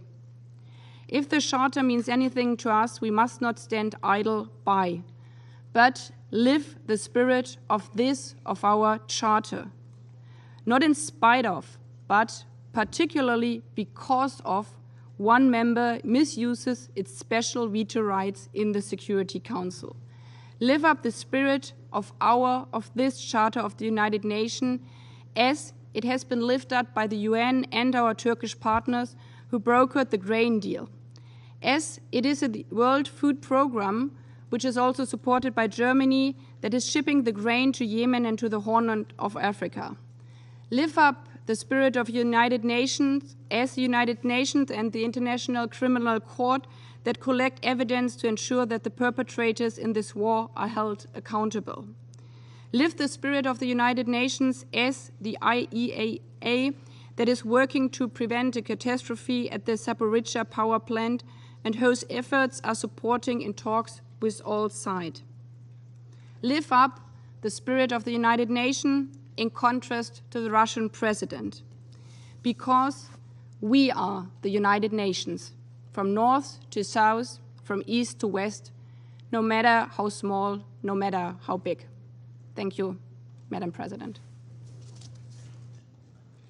Je remercie Son Excellence Madame Baerbock de sa déclaration. Je donne la parole à Son Excellence Monsieur Zbigniew Rau, ministre des Affaires étrangères de la Pologne.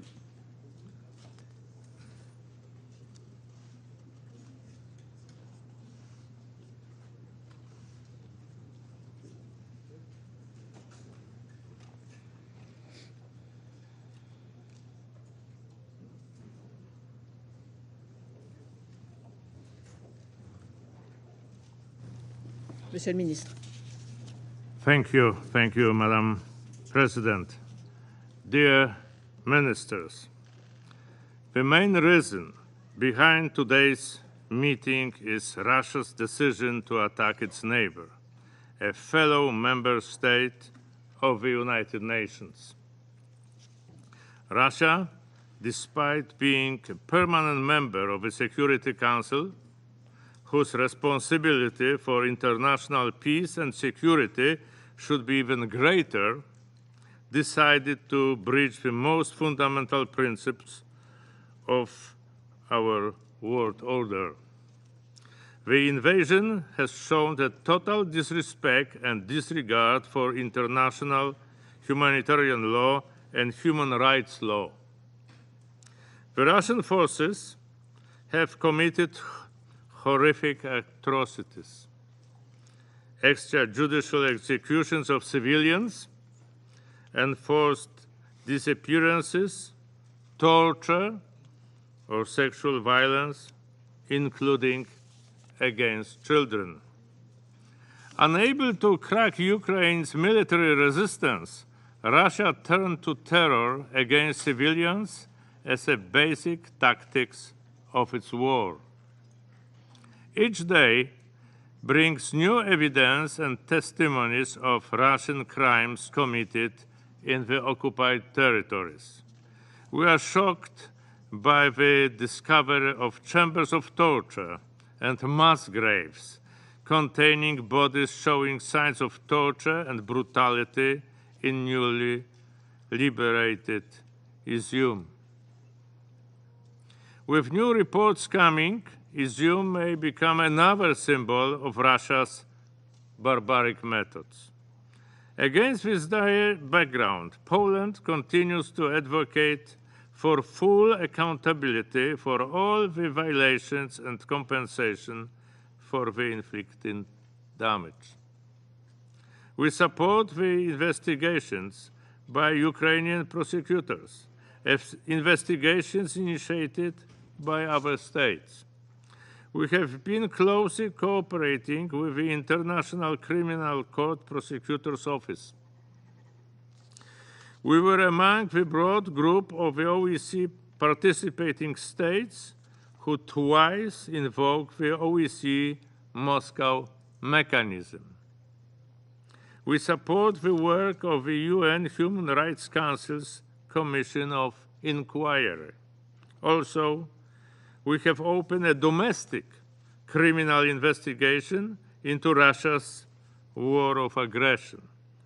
This is a crime penalized under Polish law. Finally, Poland has helped to establish a joint investigation team operating within the EU Agency for Criminal Justice Cooperation framework to collect and preserve evidence of the committed crimes. We should give due consideration to several initiatives put forward by Kiev, such as the Special Tribunal for Crimes of Aggression committed against Ukraine and the international mechanism to provide compensation for damage caused by Russia.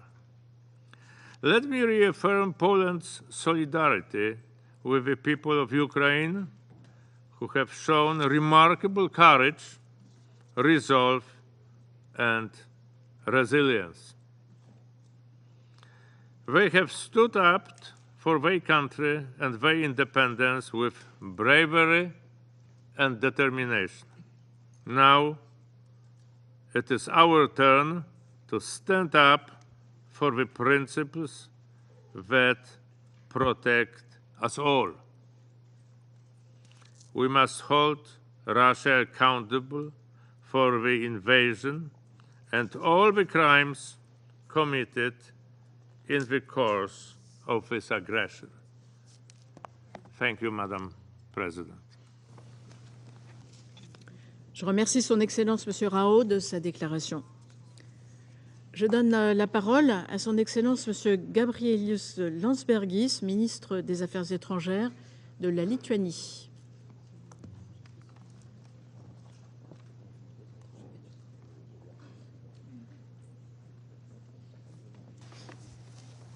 Monsieur le ministre. Madam President, I have the statement on behalf of the Baltic states, Estonia, Latvia, and Lithuania. The major reason we meet today is that the permanent member of the Security Council, Russia, is openly threatening security and the rules-based global order, the very cause this council was created for. Just a year ago, Russia was sowing lies and distrust. Now it is sowing chaos and death. Day by day, Russia defies the principles of the United Nations and has already become a synonym of brutality, state-run terrorism, and genocide. At this very moment, the international community cannot and should not turn away. Yesterday, we all woke up to one more Putin's attempt to escalate aggression. By announcing mobilization, he now has waged the war against his own people, against the people who meant to be the future of the country, but are now turned into the weapons of colonial past. Sowing fear, blackmailing, manipulating are the very few weapons he has left with. Sowing scare is his only tactics. But we shall fear not. We shall meet Putin's desperate sable rattling with calm and resolve. Condemnation alone will not end these crimes. It is imperative that the international organizations use all of their resources to bring Russia's atrocities to the public light and on the charge sheets of international justice. It is our duty to bring Putin to justice. The special tribunal to address the crime of Russia's aggression against Ukraine must be established. Thus, if international organizations will stand up for justice half as strong as Ukraine stands for the universal values, peace will prevail and justice will prevail. Madam President, Russia's war against Ukraine has far-reaching consequences beyond Europe.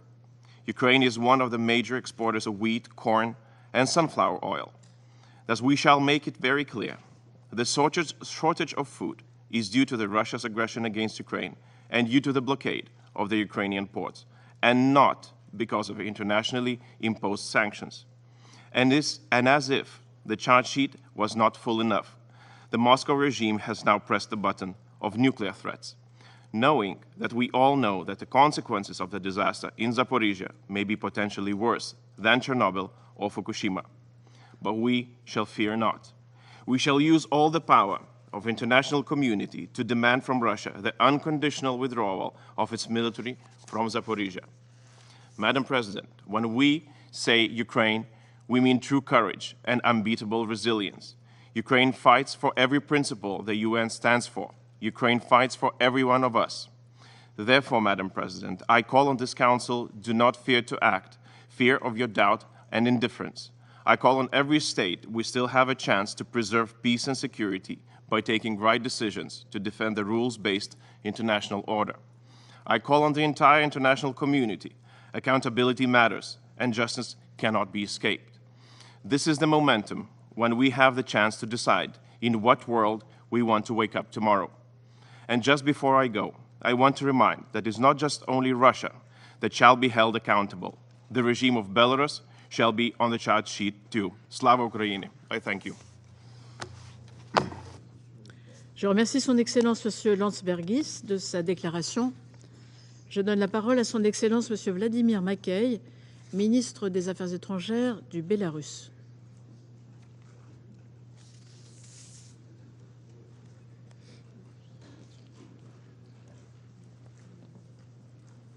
Monsieur le ministre. Госпожа председатель, события на территории Украины – это большая трагедия. Трагедия для страны и для всех, кто лицом к лицу столкнулся с горем и лишениями, которые несут в себе любые военные действия. Беларусь в силу своего исторического прошлого не понаслышке знает цену войны для народа, пережившего геноцид и лишившись 1/3 своего населения в годы Великой Отечественной войны. Сегодня конфликт разворачивается у наших границ, у наших соседей. Мы твердо убеждены, что только дипломатическим путем, с помощью переговоров, на основе уважения и взаимопонимания, возможно урегулировать любой конфликт, в том числе и этот. События в Украине не возникли внезапно, а стали следствием системного игнорирования рисков безопасности со стороны западных стран в регионе и отказом учитывать интересы и озабоченности вовлеченных государств. Предпосылки к этому формировались в течение многих лет. Более того, массированное санкционное давление со стороны Запада привело к побочным эффектам, которые в нашем регионе неизбежно затронули сферу безопасности. Смею обоснованно утверждать, что санкции существенно сузили, в частности для Беларуси, поле для маневра в региональной безопасности. Беларусь постоянно и настойчиво предупреждала об опасной эскалации военно-политической ситуации в нашем регионе, деградации создававшейся десятилетиями системы международной безопасности, обесцениванию международных договоров и соглашений. К сожалению, к нам не прислушались. Трагический результат этой высокомерной позиции мы видим сегодня в Украине. Мы всегда повторяли, нельзя обеспечить безопасность одного государства за счет подавления безопасности другого. Никто не воспринимал это всерьез.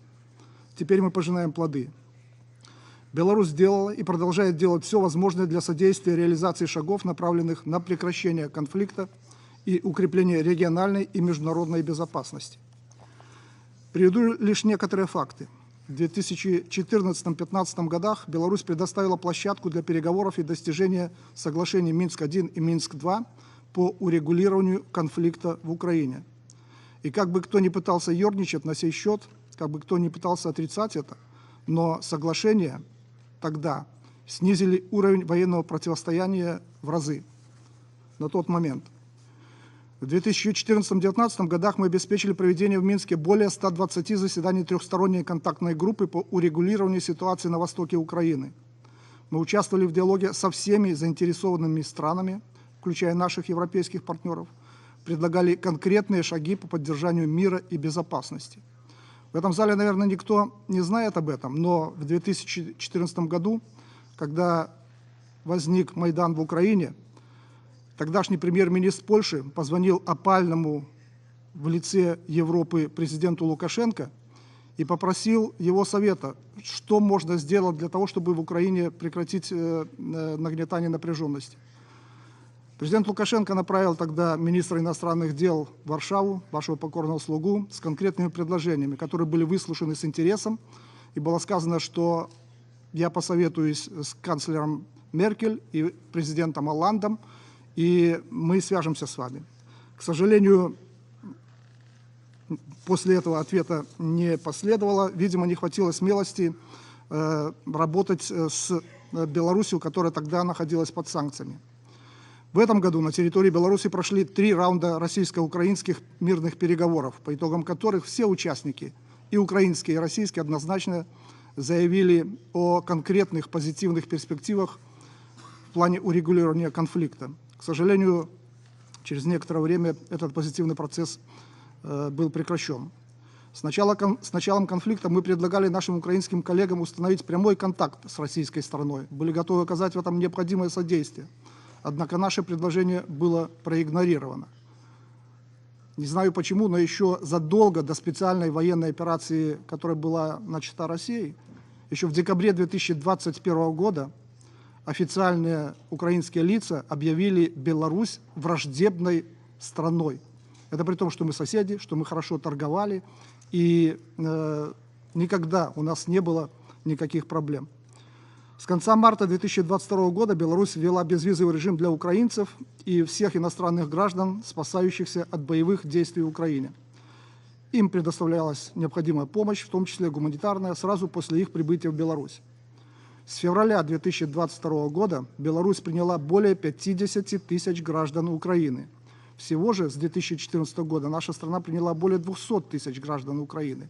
И заметьте, они приезжают не насильно, как это кто-то пытается представить. Они едут в Беларусь добровольно. Более того, в целях оказания помощи, причем прибывают через Литву, через Польшу, через прибалтийские страны.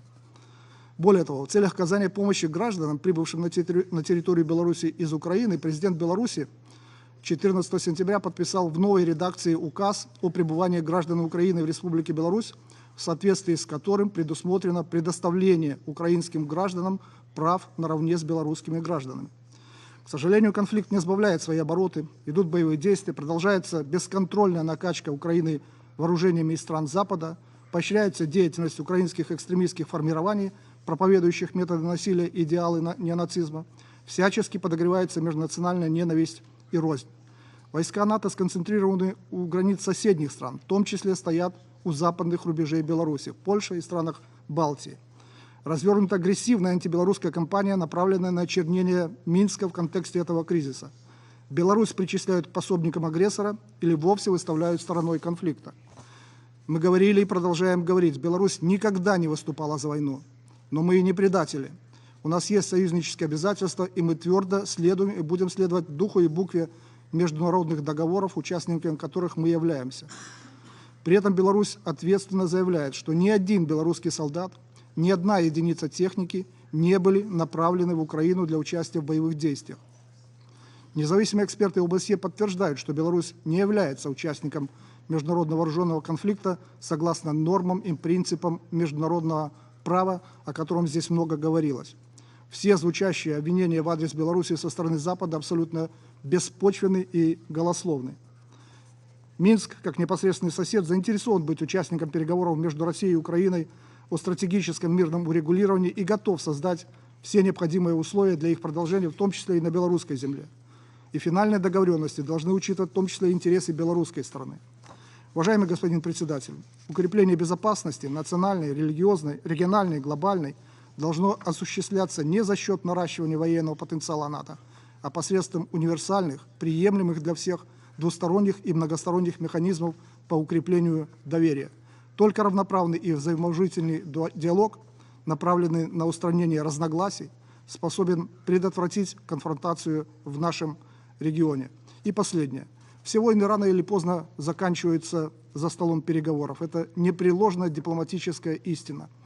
И чем раньше эти переговоры начнутся, тем лучше. Поэтому удивительно было слышать сегодня заявление некоторых сидящих за этим столом о том, что надо продолжать боевые действия, ибо эти заявления абсолютно противоречат здравому смыслу. Благодарю за внимание. Je remercie son Excellence, M. Mackay, de sa déclaration. Je donne la parole à son Excellence, M. Joseph Borrell Fontelles, haut représentant de l'Union européenne pour les affaires étrangères et la politique de sécurité. Français souvent ou anglais, Français ou anglais.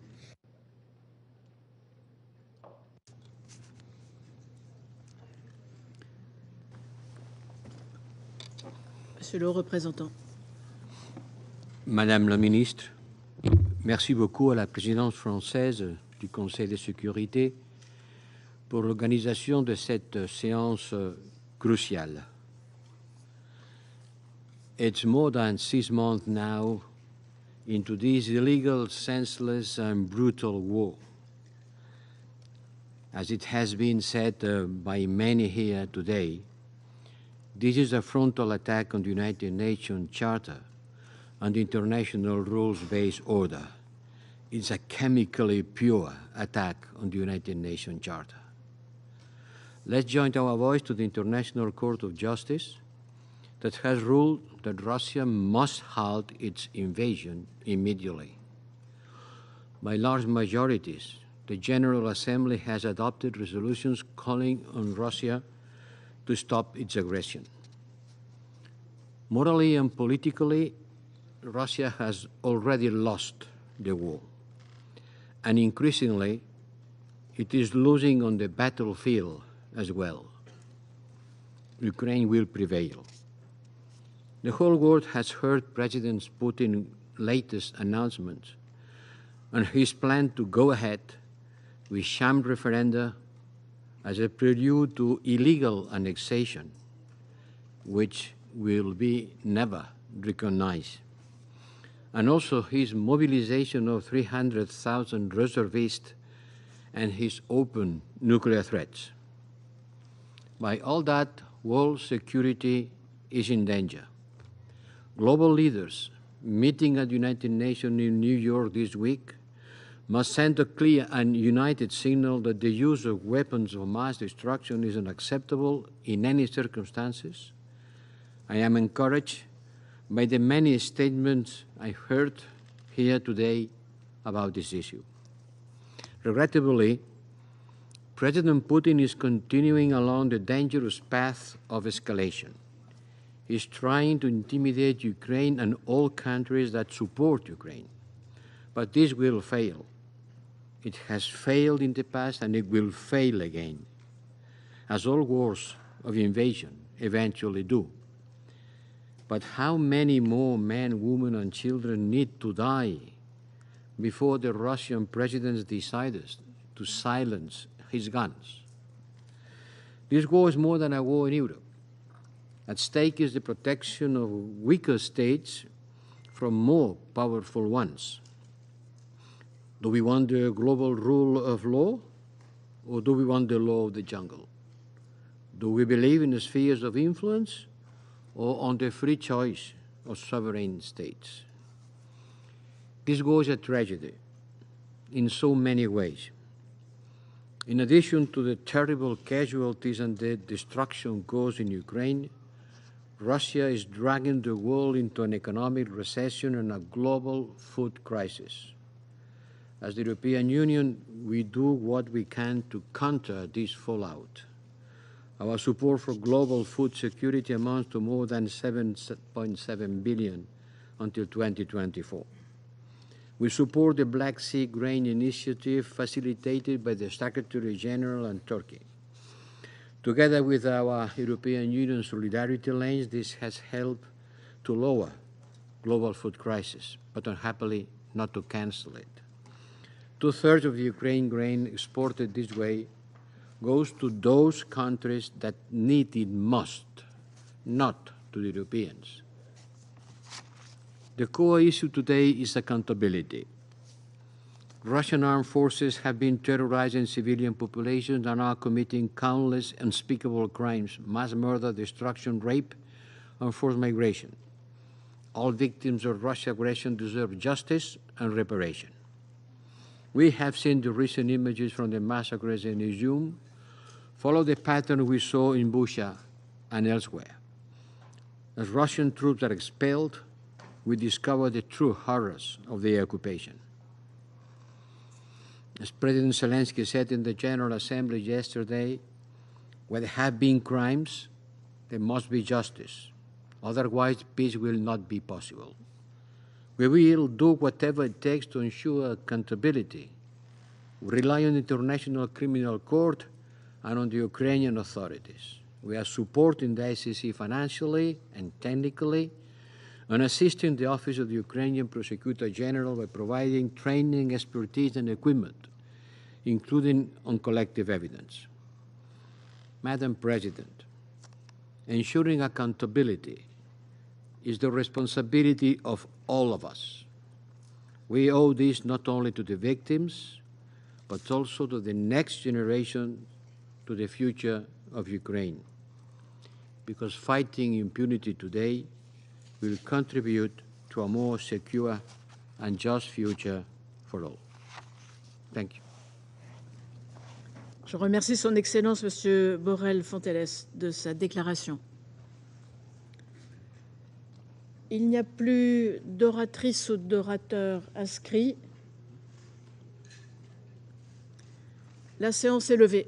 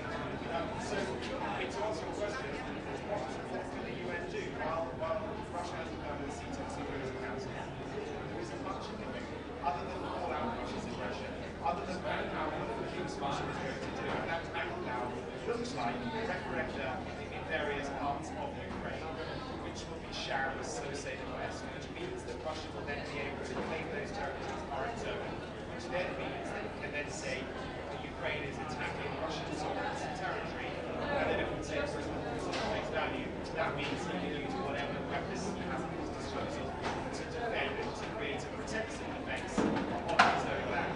It's very worrying.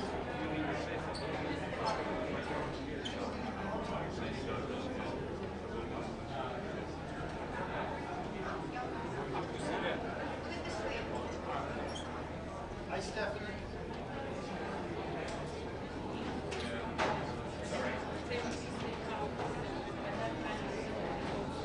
That's fine. We're in the middle of a live. It wasn't a stand-up, it was live. Thank you.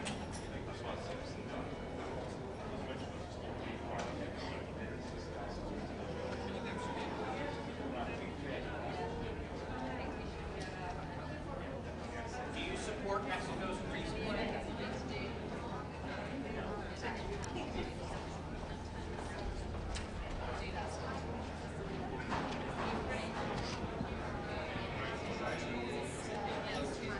Putting like including Russia the continuity that you mentioned during your speech. Well, I think the United Nations as an organization is making an important contribution to resolving problems created by the Russian aggression against Ukraine. And of course, the Black Sea grain corridor is the most evident example of it. The issue where we are still having a discussion, not with the United Nations as an organization, but with some of its members, is the creation of the special tribunal for the crime of aggression. But this is mostly, predominantly a discussion between us and the International Criminal Court, how to strike a balance between the mandate of the ICC and the need to bring Russia to account for the crime of aggression. I want everyone to understand one simple thing. Even we do not put in question the integrity of ICC and its willingness to deliver justice, but for legal reasons, it's not feasible to try Russia for the crime of aggression at the ICC. This is the only reason why we are pursuing a different solution. If we have to choose between the ICC and justice, we have to choose justice and find a format which will allow us to try Russia for the crime of aggression. I'm going to see Karim Khan in a couple of minutes. We engage constructively with them and other countries to find a solution. Why is no one meeting with the Russians? Why is no one meeting with the Russians? I'm going to see Mexican foreign minister in the afternoon, and we will discuss the proposal. You mentioned the NATO. You mentioned that you're waiting also to join NATO. I think NATO is now willing to join Ukraine. Why is no one meeting with the Russians this week? Or why aren't you? President Putin made it clear. He wants to hold shame referendums. He announced mobilization. He threatened the world with nuclear weapons. Minister Lavrov today was very outspoken, and he reiterated all the propaganda, all the positions of President Putin. So why seeing them? Their position is clear. They chose war. They're not seeking peace. They want to continue with war. They will pay for it. Thank you. Sorry. Thank you so much.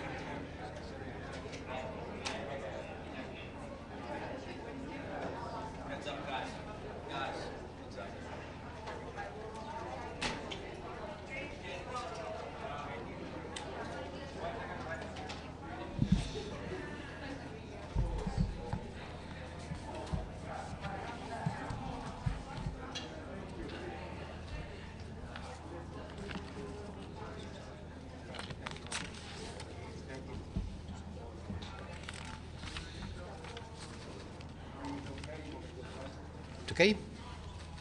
That okay? Good morning. I've just addressed the United Nations Security Council for one of its most important meetings this year. We live in a dangerous world. One permanent member of the United Nations Security Council is breaching the most fundamental pillar of the international rules-based order, the United Nations Charter. President Putin has announced a partial mobilization in Russia, the organization of illegal referenda in the Ukrainian territories, which are currently occupied by Russia, are threatened again in an unveiled manner with the use of weapons of mass destruction. These actions, this Russia's action, continue threatening peace and security not only in Ukraine but in Europe and elsewhere, and is having severe global consequences in the form of increased food security and rising energy prices. And the world leaders gathered here must be united in condemning this. This is an irresponsible and cynical attempt to undermine the steadfast support to Ukraine. We have shown total disregard for the values of the United Nations. Yes, this is the way it is. President Putin is acting showing complete disregard for the values of the United Nations, and this chamber, as the world community, has to be united to refuse it and to work for peace and progress. Now, President Putin wants to extend further the cost of war and also to the Russian population through this partial mobilization. One thing is clear, Putin wants to destroy Ukraine, and he is not succeeding militarily. Russia has brought immense suffering upon the Ukrainian people. Every day we learn about atrocities committed by the Russian troops. These are tragic stories of broken families who will never see again their loved ones. I witnessed it myself, exhumation of the bodies of the killed people in Bucha when I traveled to Ukraine last April. We have seen the accounts from Mariupol where people were purposely starved, and now the latest image from Izium area are another demonstration of Russia's complete disregard of any international norms principle. And make clear that Russia, its political leadership, and all those who are involved in violation of international law and international humanitarian law in Ukraine will be held accountable. The International Criminal Court can count on the European Union's unwavering support. We are supporting the ICC financially and technically, and assisting the Office of the Ukrainian Prosecutor General by providing training, expertise, and equipment, including in collective evidence. Russia must respect the principles of the United Nations Charter and to reverse these illegal plans. As President Zelensky said yesterday here at UNGA, Putin is the only one who wants war. This war is his war. Russia jeopardizes in an unprecedented scale international peace and security. But they will not shake our determination, our resolve and unity to stand by Ukraine, and our comprehensive support to Ukraine's ability to defend its territorial integrity and sovereignty as long as it takes. But the most important thing, all leaders gathered here, the international community, sitting at the United Nations, has to issue a strong condemnation of the threat to use nuclear arms, which is an irresponsible and dangerous position taken by President Putin. We stand by Ukraine. Do you support Mexico's peace plan? Just a quick question. You said that the Kremlin wants to destroy Ukraine. Do you think Sergei Lavrov is welcome in the Security Council chamber? Do you think he's welcome at the meetings happening around New York? I know you're not meeting with him. Which is the question? So the question is should he be welcomed here in this? If his country is trying to destroy Ukraine, do you think he has a role to play here? You know, he just gave his remarks and walked out. Russia is a member of the United Nations. He has the right to attend the meetings. Hi, Michelle Kellerman, NPR. Just to follow up on that, what did you make of Lavrov's comments? It seems like this international condemnation. You can't hear? No. I'm sorry. I cannot hear, I cannot understand. I'll do louder. I just with the microphone. I don't want to screw up that. What do you make of Lavrov's comments? And it seems like international condemnation doesn't move the Russians. Is there anything concrete that the EU is going to do about these annexation plans? Concrete? You mean concrete? Yeah. Look, since the beginning of the war, we are supporting Ukraine by concrete means, providing military support and arms. It is the first time in our history that we are providing financing for military equipment to a country in war. We have approved a tougher package of sanctions against the Russian economy. And we are developing an intense diplomatic activity in order to explain to the world which are the consequences of this war. These are very concrete things. Sanctions against the Russian economy. We will approve new package of sanctions, although we have already done almost everything possible. We are going to we will continue supporting Ukraine military by providing arms in order for them to defend. And here at the United Nations and every day, everywhere, we fight the battle of narrative in order to confront the lies of Russia, trying to convince the world that the hunger that they create by blocking the export of Ukrainian grain is the consequences of our sanctions. These are concrete actions. Last question, Stampa. Can you elaborate on what the European Union is ready to do in terms of sanction and military supply to Ukraine, and what will be the reaction if Putin follows through with the threat to use nuclear weapons?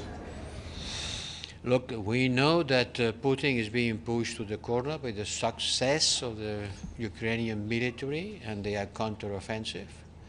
He's in a very dire situation, military. That's why he's calling 300,000 reservists and why he's threatening with nuclear weapons.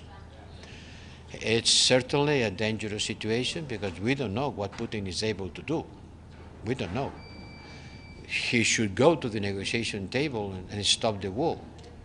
But what we see is that he continues bombing Ukraine and he's continuing escalating in the war. So the Council will study a new package of sanctions to a new set of individuals. I cannot tell their names now. And I studied tightening the economic sanctions, targeting still more the technological part of our relationship with Russia. By the time being, the sanctions are already very tough and very effective. Almost 2/3 of the Russian civilian planes cannot fly anymore. Just an example. 99% of the Russian factories of cars has stopped.